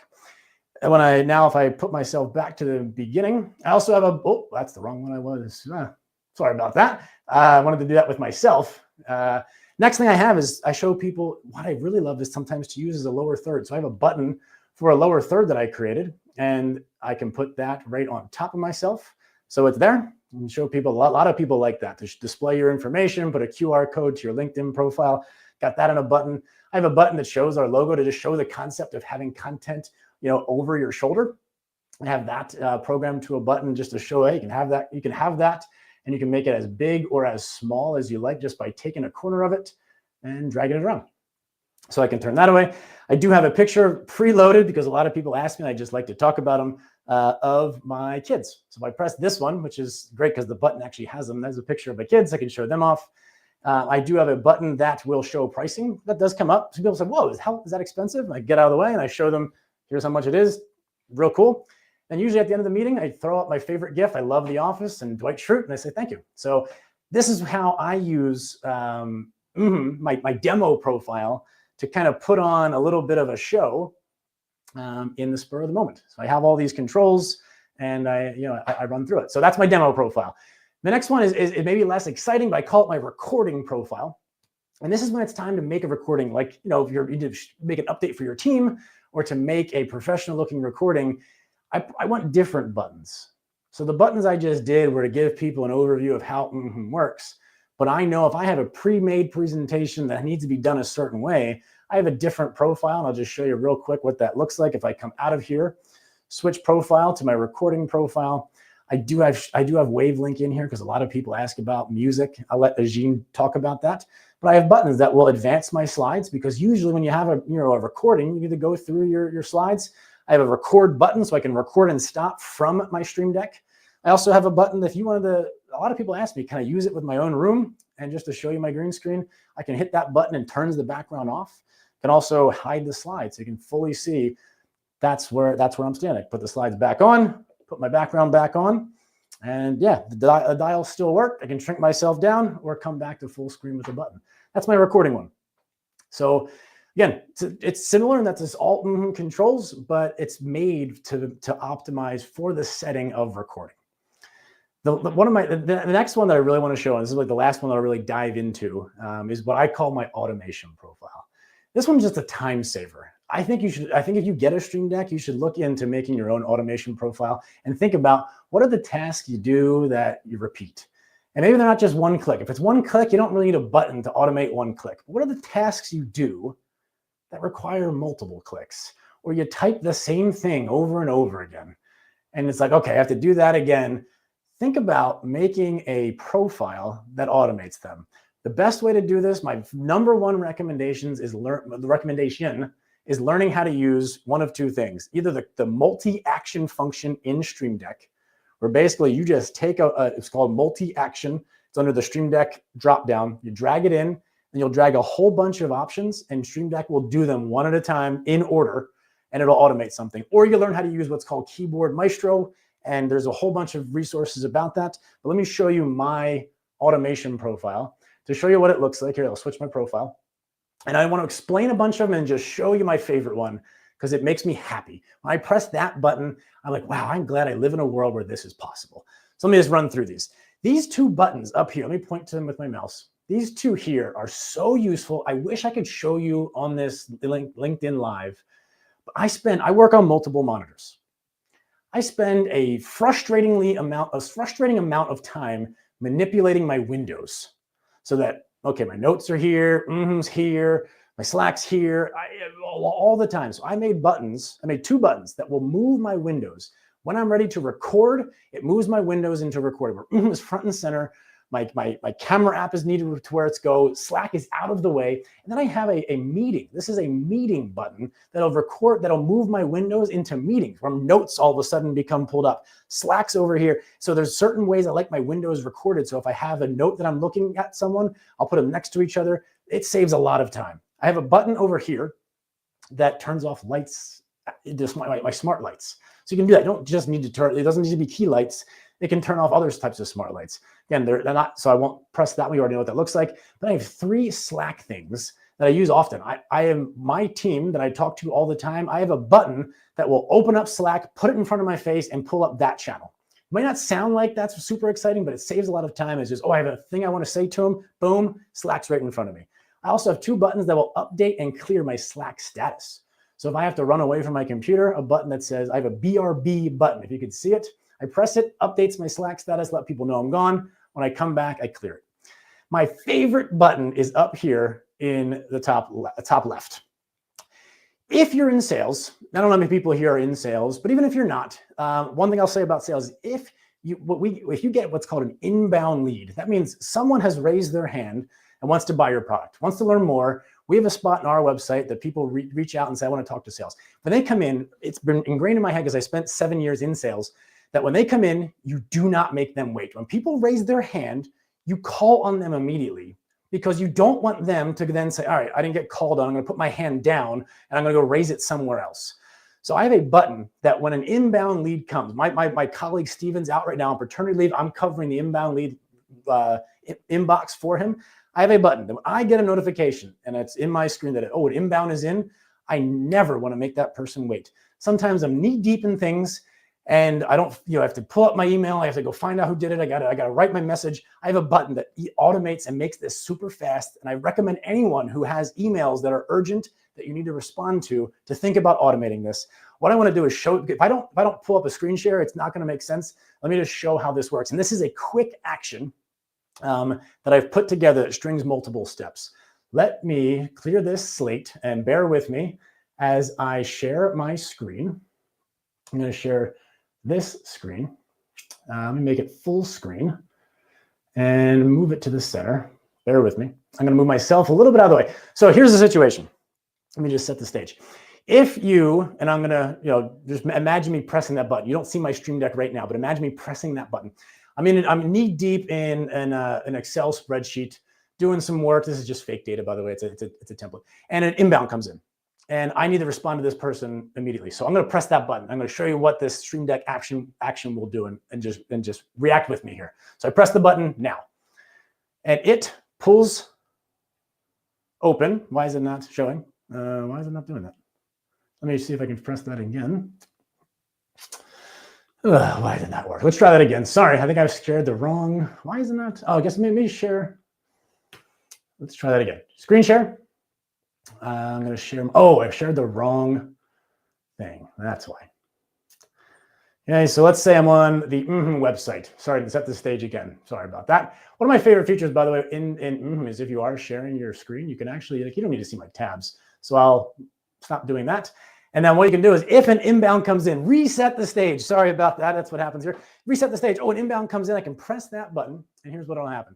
It will open up my mail. It will compose an email. It'll write the subject line, sales inquiry, and it inserts a snippet with my Calendly link. That was all one button. So if I was in Excel or if I was on a website, that button opens up my email, writes me a subject line, sales inquiry, inserts a snippet, because I say the same thing all the time, includes a link to book. All I have to do is insert their email address, hit send, and I can go ahead and I can minimize that, and I can be right back to Excel. I think that is super, super useful. I use it all the time. I know I kind of screwed up the initial attempt to show you, but that is really cool. That is a quick action that I set up to pull up my email, insert a subject line with text, and then insert a snippet, and it's right there to go. So that is my automation profile. The very last thing I said I was going to do is show you Wavelink. I'm not going to get super into it because, like I said, next week on Tuesday, the 19th, Agene and Phil are going to be talking about the Phil Libin's setup. And Agene is a master in all things Wavelink, and he is going to go through that. So I am not going to go too in depth. I'll just save that for them. I want to round out by saying those were my 5 top Stream Deck profiles. Wait till you see Wavelink. It's really cool. I got a main one. I got one for demoing. I got one for going live for recording. I've automated certain tasks. And I'm just scratching the surface. There's so much more to do. With the Stream Deck, the Elgato Marketplace, it is amazing what you can do. I really hope people check it out. That's the really the main thing I wanted to say is if you've been on the fence about getting a Stream Deck and you've been using do it. If you're a Stream Deck user and haven't checked out yet, do it. They work so well together. Again, so this is amplified with Stream Deck. I'm going to start rounding things out now. Thanks again for joining us today. I do want to remind you, for those like I said, I would remind you 3 times. Do comment Stream Deck. You have a last chance to do it right now. We're going to give one of these things away.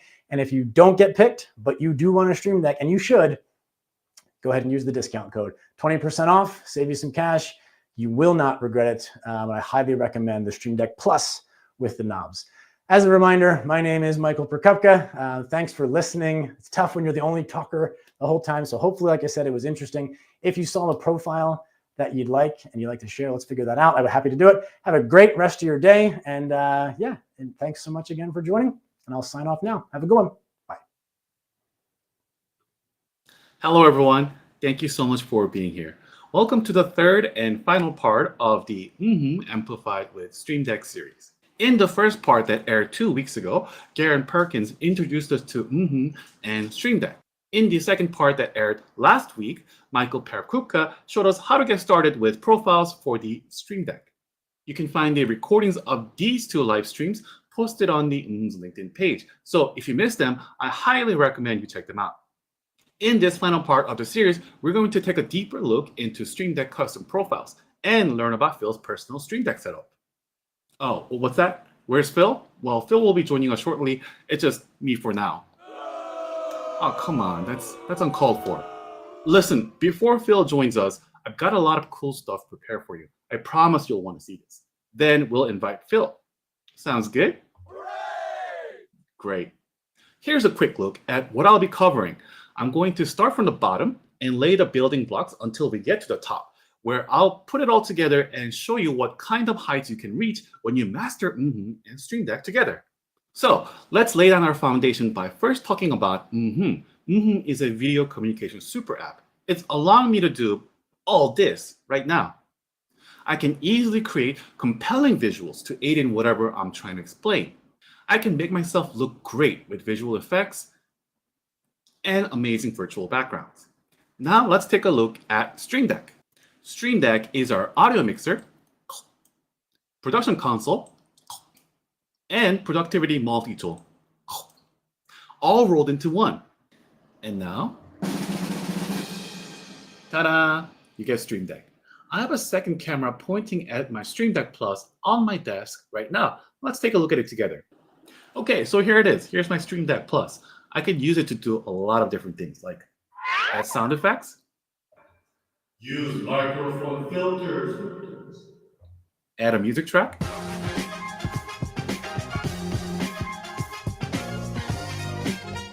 I could even control my Elgato key lights, turn them off, turn it back on, and of course, control The possibilities are endless. Very cool, right?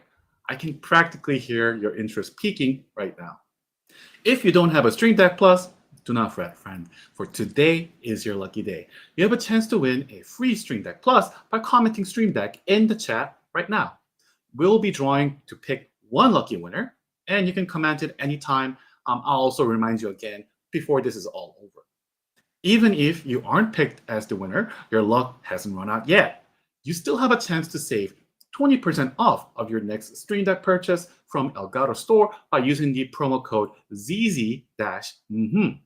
Go to the Elgato Store and pick out your Stream Deck. My personal recommendation is Stream Deck Plus. I'll tell you more on that in a bit. After you've made your pick, be sure to enter the promo code ZZ-mmhmm during the checkout for the 20% off. Once you have your Stream Deck, go to the Elgato's download page and download the Stream Deck app. Next, let's visit Elgato's marketplace and download the free plugin for your Stream Deck. Now you can start building your custom profile by drag and dropping actions onto your keys and dials. You're all set. If you're wondering which version of the Stream Deck to pick, I highly recommend Stream Deck Plus because it unlocks a fantastic app called Wavelink. Wavelink allows you to add sound effects, microphone effects, and music to your presentation. And Wavelink is only available for Stream Deck Plus. That is why my recommendation is specifically for the Stream Deck Plus. Stream Deck Plus is a fine piece of hardware. It's got crisp LCD keys, full touchscreen panel, and rotary dials. However, the Stream Deck Plus's power and utility doesn't just end with the cool hardware. No, mon ami. The real power lies in the softwares that you can use with it. They're all free to download from the Elgato's downloads page. Okay, so that brings me to the next building block, the Stream Deck app. You get this from Elgato's downloads page. I already have this downloaded, so come on over to my desktop, live screen shared on mmhmm. So on the left-hand side, you get to see the Stream Deck app.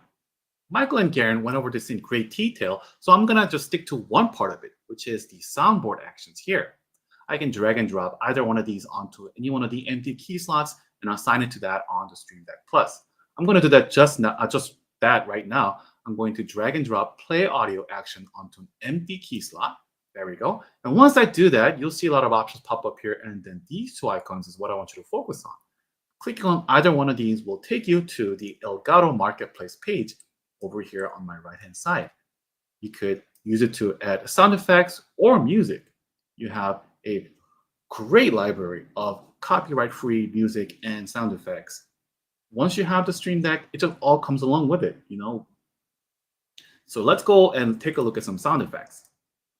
I'm gonna go to sound effects and then choose, let's go to doors and then pick knocking noise. So I'm gonna download that.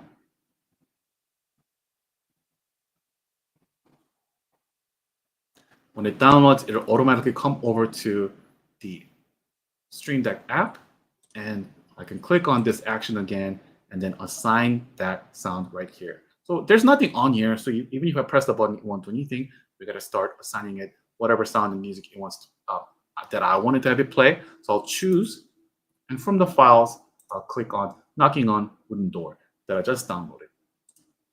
Great. Once you have it there, I'll adjust the volumes. I'll change this to different title. I could change the font size, maybe even change the position of things. A lot of customization. Change the color. Great. And finally, you have these kinds of actions where first one, the one on the left, play, means when you first press, what it'll do. And then the second one will be what it'll do when you press it again. So play and stop, or play and overlap, which means the sound would overlap over each other as many times as you press it. Play and restart would mean that it would restart each time you press play. And then you have loop and stop. And you could choose any one of these options. They're so great. You could have fade in, fade out, or fade in and out both. And I just love that it gives me just wealth of options like that. So now that I have it downloaded and then just kind of assigned it to a key, let's press it. There we go. Now you have a sound effect assigned to one of your keys on your Stream Deck. And you just do that for all the keys on your Stream Deck. You could have multiple pages as well, as you can see, and create your own custom sound effect board, which is so awesome, you know? And there's so many applications for this. You might not think so, but you know, you could say during any one of your presentations, say, oh, hear that? That's opportunity knocking on your door, you know? Something like that. Okay, but listen closely again as I play it. Doesn't sound right, does it? What about music?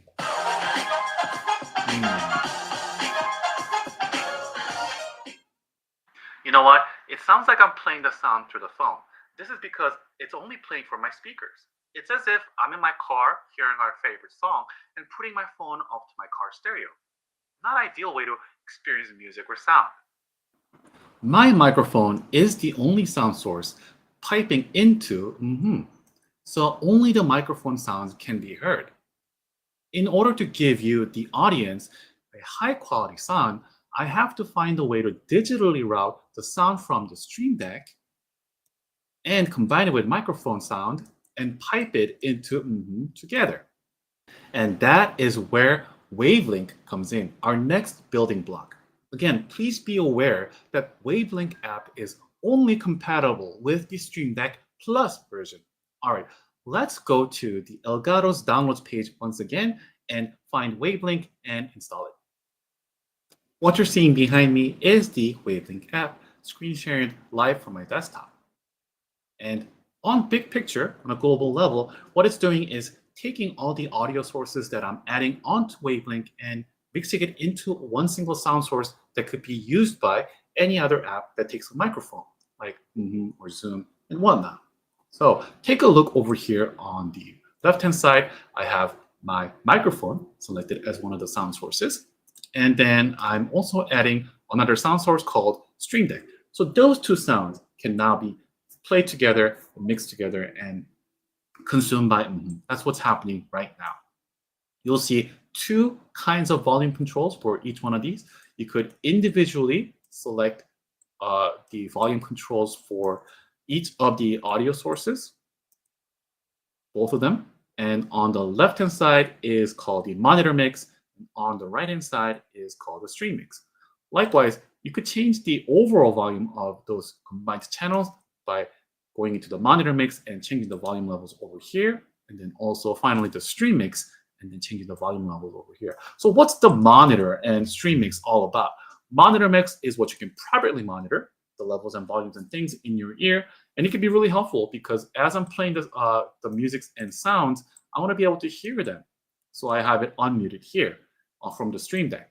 And that'll give me the perfect kind of audio cues. If you're playing it from your speakers, and that's not really going to help you because it'll be picked up by a microphone. So that's why properly monitored. And the stream mix level are what's going to be going to your audience, and I control that volume level. Fairly simple, right? If I wanted to add another sound source, let's say I'm playing YouTube video on Firefox, I could add Firefox as a sound source and then have the sound playing from whatever that's happening on the browser and be mixed into all together by Wavelink. So taking all the different audio sources together, combining it into one thing so you could use it on whatever app you want, that's what Wavelink does on a global level. All right, so Wavelink is combining all the audio sources that I want to be recorded on mmhmm together into one thing, what's called a single virtual audio device. And the name of that single virtual audio device is called Wavelink Stream. So I simply go to mmhmm, open up my microphone selection window, and then select Wavelink Stream as my microphone source. Now I can record in mmhmm with all the sounds playing from my Stream Deck. Check it out. It used to be that it kind of sounded like it was coming through a phone, not very clearly, but it's being digitally mixed in, so perfectly clear. Pretty cool, right? Let's say I want to do the same thing, but in a live presentation on Zoom. It's simple. Just like I did with mmhmm before, I simply go to the microphone option in Zoom and then select Wavelink Stream as the microphone source. Now my Zoom audience can hear all the sounds playing from my Stream Deck. We finally finished setting it all up. Let's see what we can do when we put it all together. If you aren't familiar with these apps, it can seem intimidating, but I promise you that it's simpler than it sounds. If you can weather the storm of the learning curve, you will see the light at the end and send you into the presentation enlightenment. And I believe in you. You can join me here in presentation heaven. Come, combine the power of mmhmm with Stream Deck Plus to elevate your presentation to the next level. That was really fun. Okay, let me try another bit. Hello, my name is Agene from Seoul, South Korea. I want to give a shout out to my brother in San Jose. Woo! All right, thank you so much for calling, Gene from South Korea. This one goes out to your brother in San Jose, California, here on KMHM, rocking all around the globe. That was pretty fun too. I often think fun is a critical missing part in many of our presentations. Being entertaining, even in professional settings, will help people pay more attention and be remembered. But I must admit, it's not something I'll do for every presentation. So let's take a look at some examples, practical examples of what you could do for every presentation. How about a meeting waiting room? Let's say I'm hosting a meeting and I join 5-10 minutes early and give you a waiting room with some music to let you know that there's somebody already there waiting for you. You know, I could just have some ambient music with a slide saying meeting will start soon.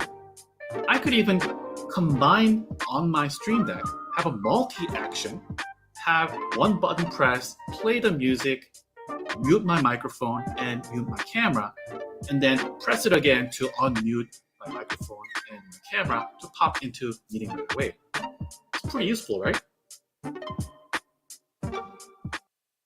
And how about using some sound effects for live reaction once the meeting is on the way? Let's say I dropped a really stinker of an idea and I just wanted to just disappear. Okay, sorry, that was a bad idea. Bye. What about applauding someone once they finish a great presentation? pretty useful, right? And adding just little bits of sound effect along with your presentation really goes a long way. I'm gonna reuse some of the slides that I showed you earlier. Breaking news: Agene loves Stream Deck. Loves Stream Deck. Everyone, now is the time to get serious. Time to act is now. Oh wait, it's not now? Okay, scratch that. What a fantastic presentation. Everyone, let's give a hand. Yeah. I hope you're seeing the value of adding some bits of sound effects into your presentation and what it does for you. Let's look at the final practical example, because I think this comes up a lot when people want to share external videos that's on your hard drive or YouTube, for example, but you want to share it with sound. You used to not be able to do that on alone, but now you can with Wavelink and Stream Deck Plus. So check it out. I have a YouTube video of ad playing on my Firefox browser, and I'll go ahead and play it now live with sound. Can't get scheduled in sync? Update everyone fast by recording a video with Perfect for demos, updates, and presentations. Really cool, right? I think those are the 3 practical examples that you're going to really enjoy and perhaps use it almost every presentation or meeting. Everyone, thank you so much for watching my solo portion of Amplify with Stream Deck. We covered a lot of things today. So we talked about and Stream Deck, we talked about the Stream Deck app, and we talked about the Wavelink app that comes exclusively with Stream Deck Plus, and putting it all together, what it looks like. And I hope you saw the massive value that Stream Deck Plus brings to your presentation game. I really hope you did. If you don't have a Stream Deck Plus, don't worry, because we're doing a free giveaway of a Stream Deck Plus. If you comment in the chat right now, the word Stream Deck, you have a chance to win a free Stream Deck Plus. We will be trying to pick one lucky winner. And even if you aren't that one lucky winner, you still have a chance to save 20% off of your next Stream Deck purchase from the Elgato store by using the promo code ZZ-mmhmm. So get yours today. I just cannot recommend it enough. All right, everyone. So here is the part that I think you've all been waiting for. Let's bring in Phil and speak to him about his personal Stream Deck Plus setup and his recording setups. All right, we have a very special guest, everyone. Please welcome co-founder and CEO of Phil Libin. Yeah. Nice. Hi, Phil. It's very great to have you. Nice to see you. Thanks for doing this. Nice to see you too. Of course. Thank you for being here. Well, it's no small secret that there are many big fans of you, Phil. So one such super fan is our very own community member, Richard Zoltner. And Richard was very excited about your video announcing partnership between Stream Deck and And then he went on to ask if you could share what's on your Stream Deck and why. He also wanted to know what the rest of your setup looks like and if you have any other cool gadgets. So we would love to hear the answers to these questions. And let's start with what's on your Stream Deck Plus and why. Here I'm showing my profile, but let's switch over to Phil's profile because I have that right there. So this is page 1 of your Stream Deck. And I'm also showing a camera view of my Stream Deck uploaded with Phil's profile. So if you can walk us through what's on or what's each button. Some of them are self-explanatory, but what's this button up here? Because that one seems important when you put it on the very first. Yeah. Well, you know, my philosophy on a lot of this stuff, on productivity in general, is my productivity, for me, it has as much to do with the kind of mood I'm in as anything else. And so I look for things that let me be more efficient and more productive, but I also look for things that put me in a better mood when I'm working, just because that has a bigger effect on my productivity than almost anything else. So a bunch of the choices that I've made over the years aren't necessarily the most practical. They're the ones that kind of make me smile when I use them. And I've just found that that's really important. That's really important to in terms of how much I can get done and the quality of the work that I do. So I don't. I used to try to be extremely efficient, optimize everything, to the second, to the pixel. And now I've decided that actually my happiness going through the day is more important than anything else. So the Pac-Man is my calendar. I needed a button that brings up my calendar. I pretty much live in my calendar. The Pac-Man is that's the button I push the most frequently whenever my Google Calendar isn't in the foreground. So I push that, it brings up my browser with the Google Calendar loaded, and I pretty much live off of my calendar. I just do whatever my calendar says, and Gotcha. it's kind of the animated Pac-Man to just remind me that it's it's just one thing at a time. And when a day seems overwhelming, like I have 500 things to do, I think it's real cool. Yeah, I think it's real cool to have an animated button. Yeah, it's a nice feature of Stream Deck. I like it a lot. It really is, because it's got a full LCD screen as a key, so you could put animated GIFs or anything you want in there, and it'll show up really nicely. So I guess the surrounding buttons are the next most often things you use. We got here that opens up. This one's for Apple Mail, and then we have one over here for Evernote. So those are the other ones that you use often, I guess, right? Yeah, and Figma and Slack. So I pretty much Figma and Slack. My day is pretty much in Figma, Slack, Safari, the browser, but that's just always open. I barely need a button for that. And then Evernote, and then occasionally email. Although honestly, that email button, see, you've got my profile, but it's loaded, it's connected to your account, so you're not seeing. That's right. That.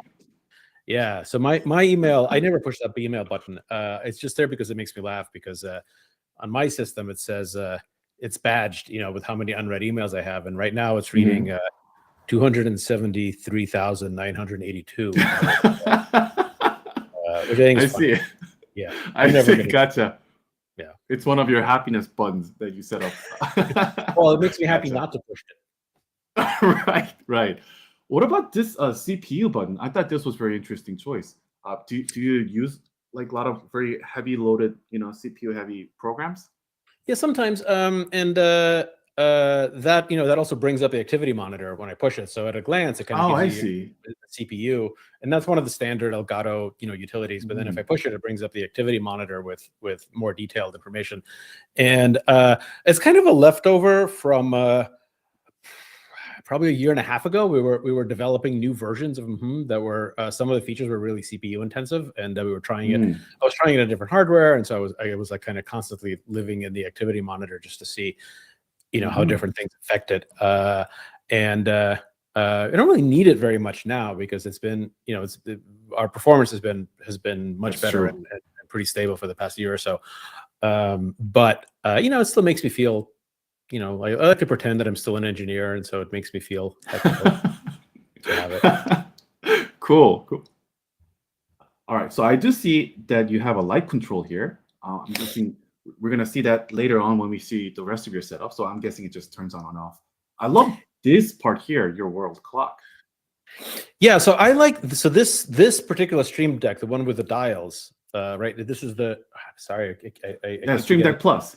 It's the Plus, right? Yeah, okay. Yeah, this is my favorite one. So I also have the big one with just a lot of buttons, but I've started using the Plus with the dials because I really like the dials. For some things, they're really practical, but again, like I just like dials. That make me happy. I like turning things. So just for that, like, it's worth getting. But also the screen, you can swipe across the multiple pages. So it's a really easy way to navigate. It's just the swipe across the screen. So I really like this design. So on this particular screen, this is my general launcher screen. And the dials I've set to the world clock, the Elgato world clock. And what I did is I set one of them and I put in all of the cities that where people that I talk to a lot live. And then I just copied it to the other four. So they all have the same cities. And so I can just use the dial to spin between cities based on who I'm talking to. So if I'm talking to, right now, I think you're in Seoul, right? That's right. Yeah. So I'm in Arkansas, you're in Seoul. So I could just turn the dial. That's right. And, I could turn this dial here and it'll show Seoul right there. So I just turn the dial over here.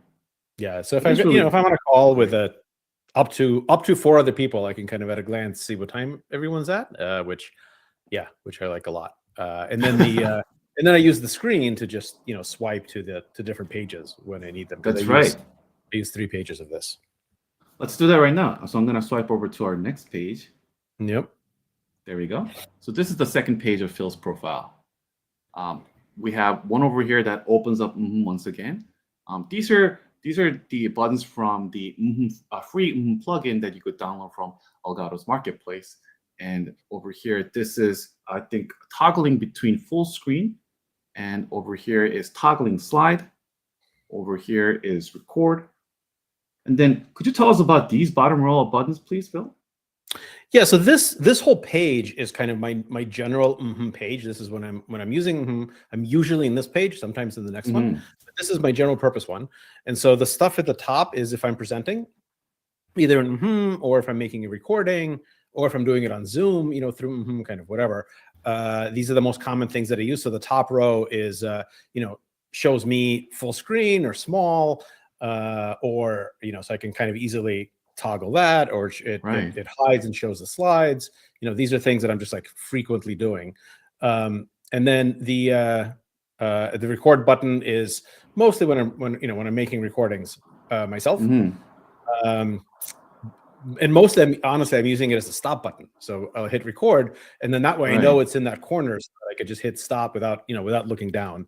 Again, like that's not as big a deal anymore because now we have trimming and recording, so it's very easy to trim the last couple of seconds off. In fact, we're working on ways to make that automatic. But it's still nice to be able to just by feel hit the record or the stop button without having to look where it is. And then the 4 buttons on the second row are my Giphy reactions. So that's if I'm, sitting on a call, either in or using on Zoom, and these are my most common reactions. So if something is going too slow, I'll put this one up, or if I'm in agreement with someone or disagreement, I do these.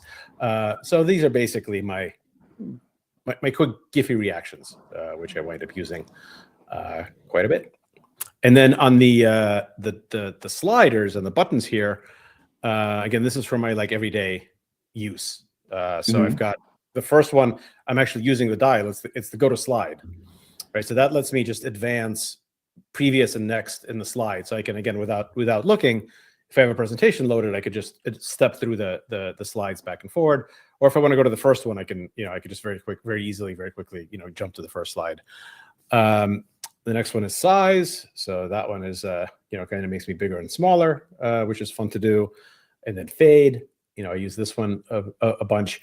And I've got all these set so that if I push them, it returns me back to 100%. Right. So if I go That's small, very cool. and then I push it, it always gives me back. So if I make myself disappear, all I have to do is push it. I don't have to spin. And that's super handy. And then the last one is rotate, which just makes me rotate. And that is not very useful, but it's a lot of fun. And again, a lot of this, I just put it here because it makes me happy, and my in the moment mood is a good predictor of how much I'll get done in the day. So I just sometimes kind of like rotate. It is really cool. I really like it. It is really fun. It is fun, and like you said, dials. It's really so well done. They're in quarter dials, so they work backwards and forwards. That's why this go to slide is really helpful, because you might think you might have to assign back previous and next slide here, but they will take up 2 slots. Instead, you could have just one dial, and then they'll do all of it, and it feels really nice. Like you just gotta get one yourself to feel this, but it feels really nice how it actuates. So it does make me happy to rotate myself nice little too. clicky action, and they're all buttons too, right? So again, if I push it kind of goes back into my normal stuff. So if I push the rotate one, it goes 90-degree rotation. So I can kind of stick myself to the side of the screen if I want to do that. Not that I usually do. That is really cool. Yeah, the occasion may arise.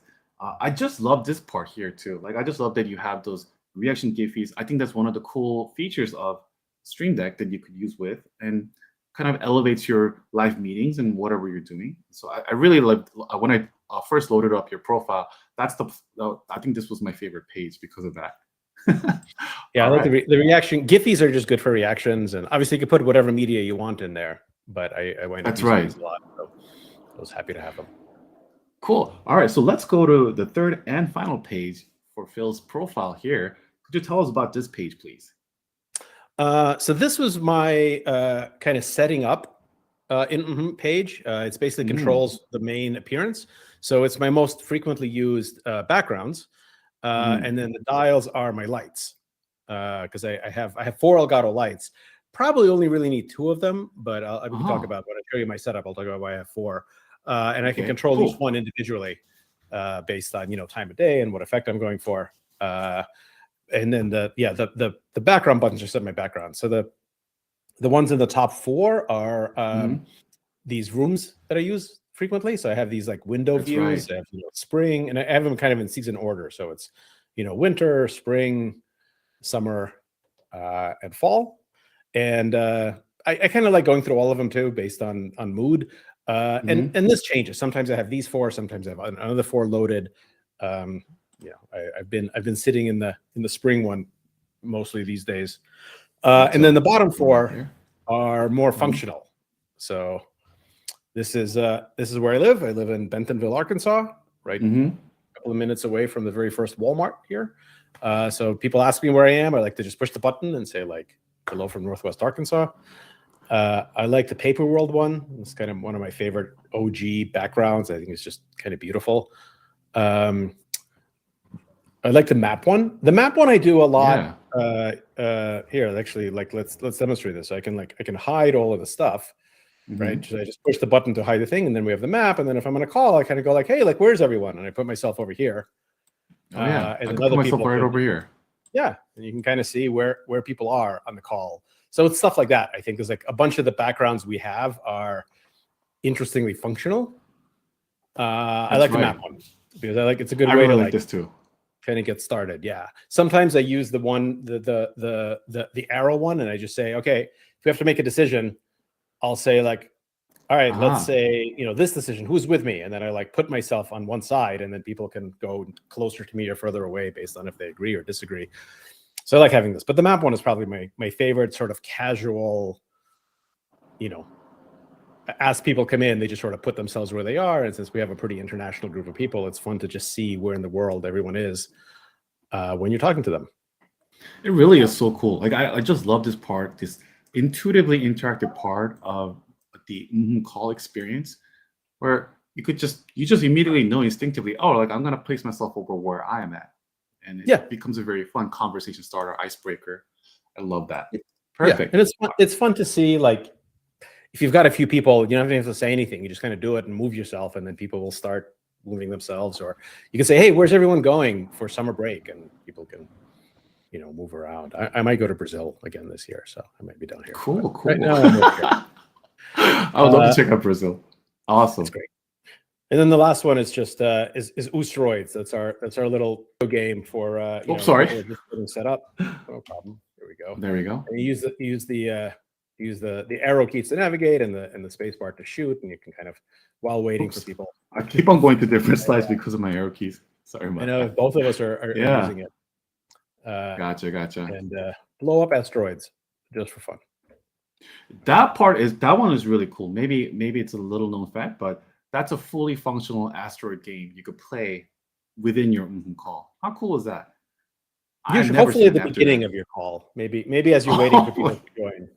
Right. It's a nice kind of time killer before you join up a call with everyone. All right. So so we just went through all of Phil's the Stream Deck profile, where first page we had a lot of your productivity tools and your world time clocks, probably the things that you use the most and need to check on the most. We talked about how it's more about kind of giving joy, right? Than for productivity. And Phil's favorite button right here, where he has a whole bunch of mails just kind of batched up. Second page was about when he's recording with when he's in meeting with using reactions GIFs down there. And then the third and final page, some of the classic backgrounds, some of his favorite backgrounds. And I see a lot of these backgrounds show up when we see Phil in our company all hands. So I recognize those backgrounds right away. Excellent. So thank you so much, Phil, for walking us through how and why you have your Stream Deck Plus set up. People, including myself, just love hearing about your thought process and your setup. We just can't get enough. So speaking of setup, we would love to learn more about the rest of your setups. So here's Phil's going to show his modern setup, but here's what I know about Phil's setup from back in 2021. If you're curious, Phil was using a mirrorless DSLR camera. This is Fuji X-T4 with 16mm lens. And then for microphone, he would have the Rode Video Mic Pro that's mounted as a shotgun mic on top of his camera. And Phil used to just use natural sunlight. He would be in front of a window and not used to use really many of the powered sunlights. powered lights. And then there's an accessory, another great Elgato accessory, Elgato CamLink 4K that would connect over your DSLR into your MacBook Pro.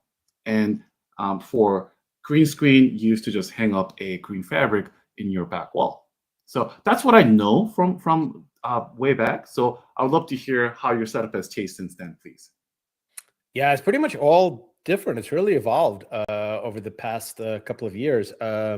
I'm pretty much all Elgato at this point, and that kind of happened organically, like one piece at a time. I just I think the first Elgato thing I got was the microphone, the Wave 3, and then I got some lights, and kind of over time it developed because they're just nice and they work well together. And it's a much simpler setup because I don't have the DSLR and all that stuff. So currently this is kind of what I see right now. And you can see, this is my office. By the way, we have new cropping and panning in if not everyone may know that yet, because I think we just released it, or maybe we're just about to release it.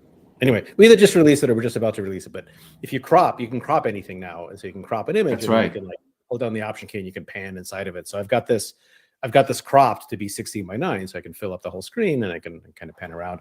But this is my setup. So I've actually got 4 lights. It's too many. It's kind of ridiculous. But you see, I have 4 Elgato lights. The 2 up here are like the big Elgato lights, and then the 2 smaller ones here are the key lights. I don't think I need all 4.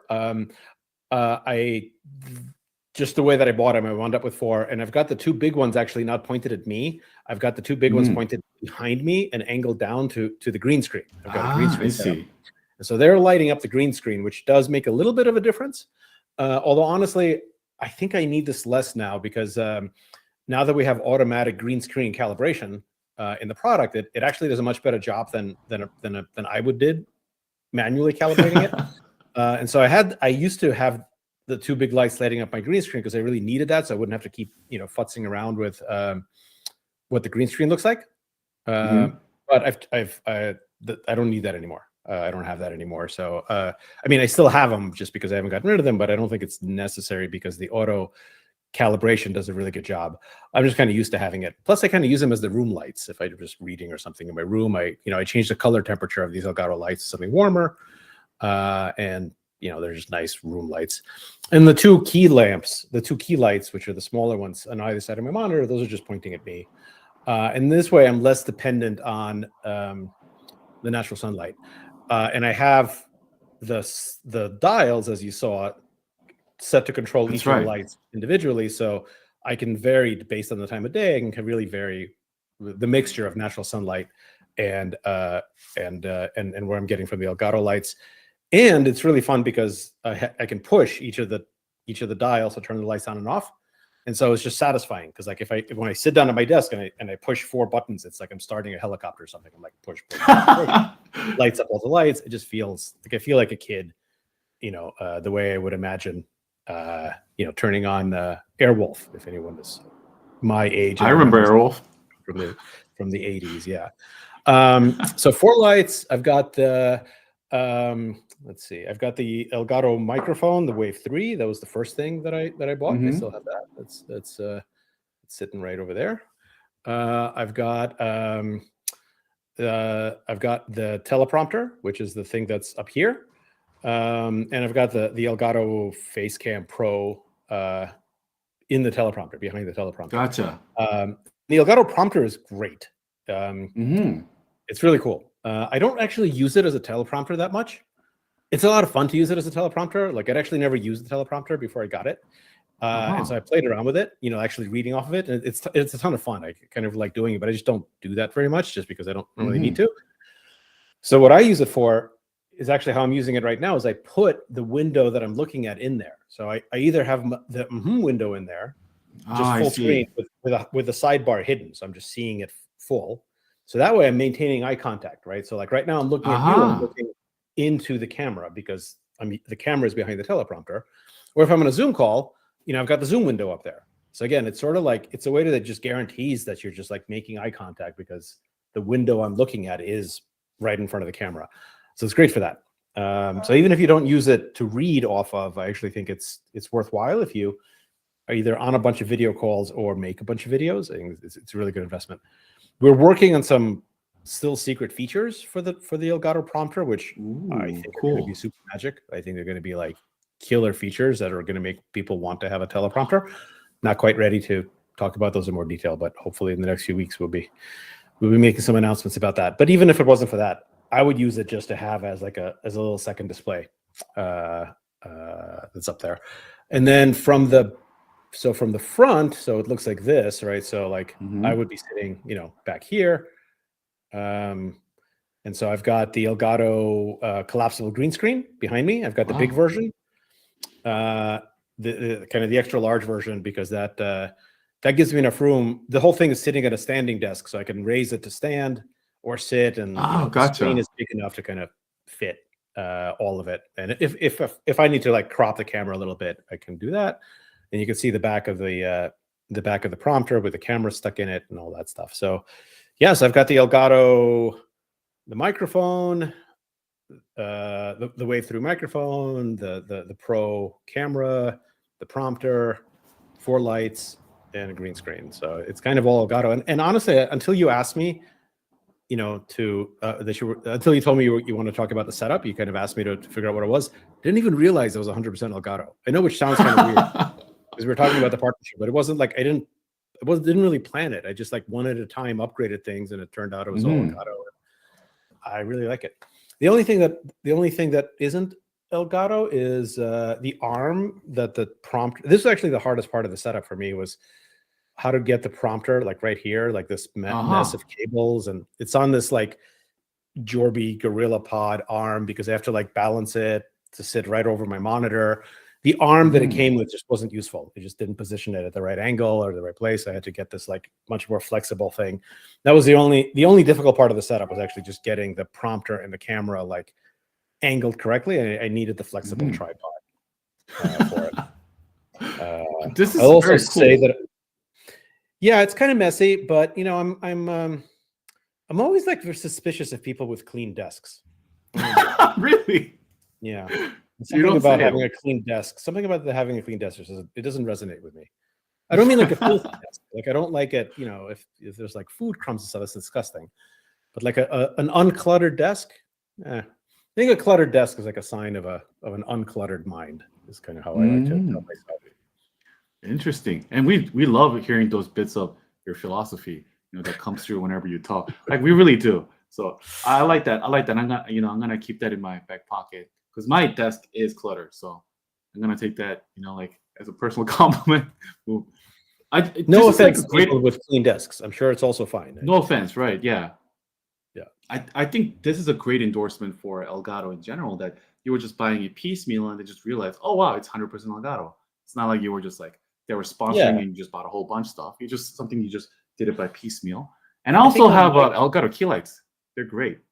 Yeah, the lights are really good. I think the only 2 pieces that aren't Elgato are the arms. So the arm that the microphone is on, I forget where I got it from, but some third-party flexible mic arm. Just because I wanted to, because again, it's a sit-stand desk, so I wanted to be able to position it more flexibly. Because if I'm standing, I'm usually further away from it, so I want to be able to like swing the microphone out and that kind of stuff. And then the tripod that the prompter sits on. But everything else, is Elgato. Can I ask a question about your standing desk? Like, do you sometimes record while you're standing up, or is it that you work while you're standing up?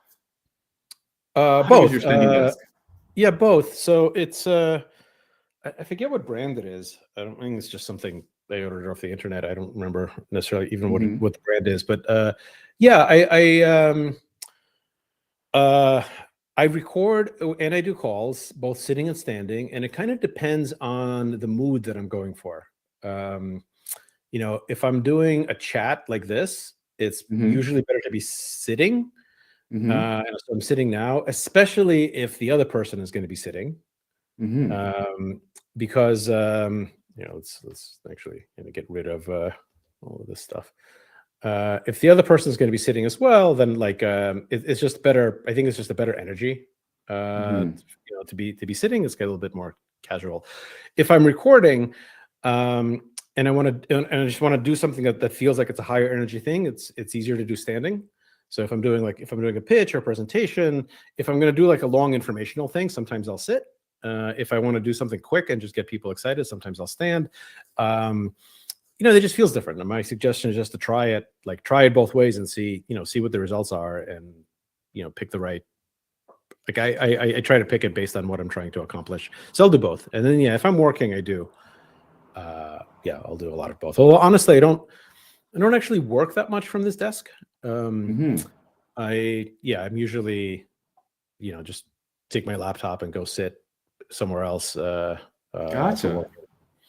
And actually, and so of course, this is my at home setup. Right. About half the time I'm not, I'm just traveling or I'm somewhere else, and then I'm just using my laptop. I don't actually have anything. It's just the laptop is the new MacBooks. They're just pretty good. Like the camera and the microphones are just good enough. And gotcha. I don't bother with a virtual background. I just do the real background, and I just frame it correctly. And all the slides and stuff will work without a background. So if I'm not at my desk, I just don't worry about it and just pick a nice looking background in real life and use that, and then try to get natural sunlight. That's a great part about You got a lot of flexibility with that. Sometimes you could have a real background if you're in a nice place. It really works well when you have slides kind of floating above it. I love that style. Michael Perekupka does a lot of that, with his bedroom background. All right.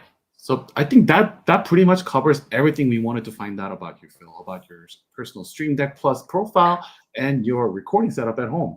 It's what we've been clamoring about. We've been curious about. It has changed a lot from what I've known about your setup since 2021, and it makes sense that it would have. Yeah, I think I enjoy optimizing the setup and changing it. And so if we talk again about this in a few months, I'm sure it'll be several things will be different. And if we go into the 2 years, it'll all be different. It's just like to me that's part of the enjoyment is I like feeling this sense of agency, right? That like I can influence directly my work environment, and I can do it. I can do it with a mind towards what makes me the most efficient, but also just like what gives me these moments of pleasure and joy as I'm using it. Like the knobs. Like I like the way the knobs feel. I like pushing the Pac-Man guy when I'm like, okay, time to go to the calendar. I like not pushing the email button, but seeing that I've got 237,000 unread emails or something. Well, some people would find that very stressful, but I think it's kind of funny. So, if I get tired of it, I'll change it, and it's cool to be able to do that. Awesome. Well, everyone, that's our time with Phil. I'm certain Richard and many others are very happy to learn about your setup. Thank you so much for your time, Phil, and thank you for answering all our questions.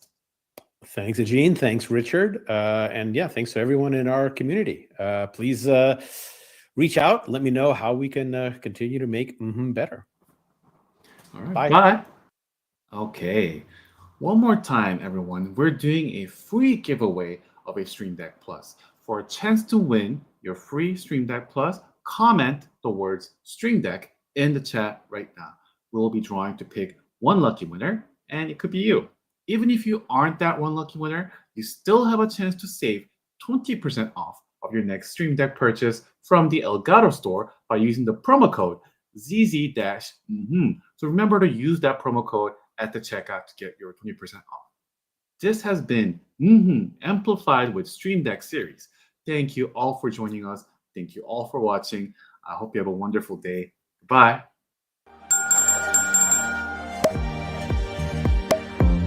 Can't get schedules in sync?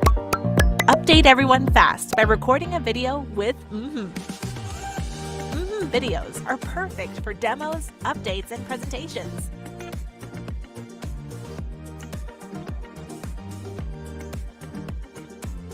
Trim, delete, and reorder sections to get right to the point.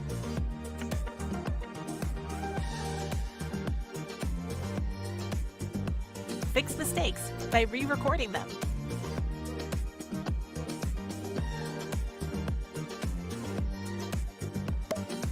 Forgot something? Add it later.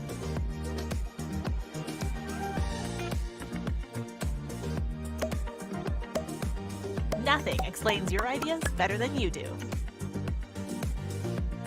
Explain yourself.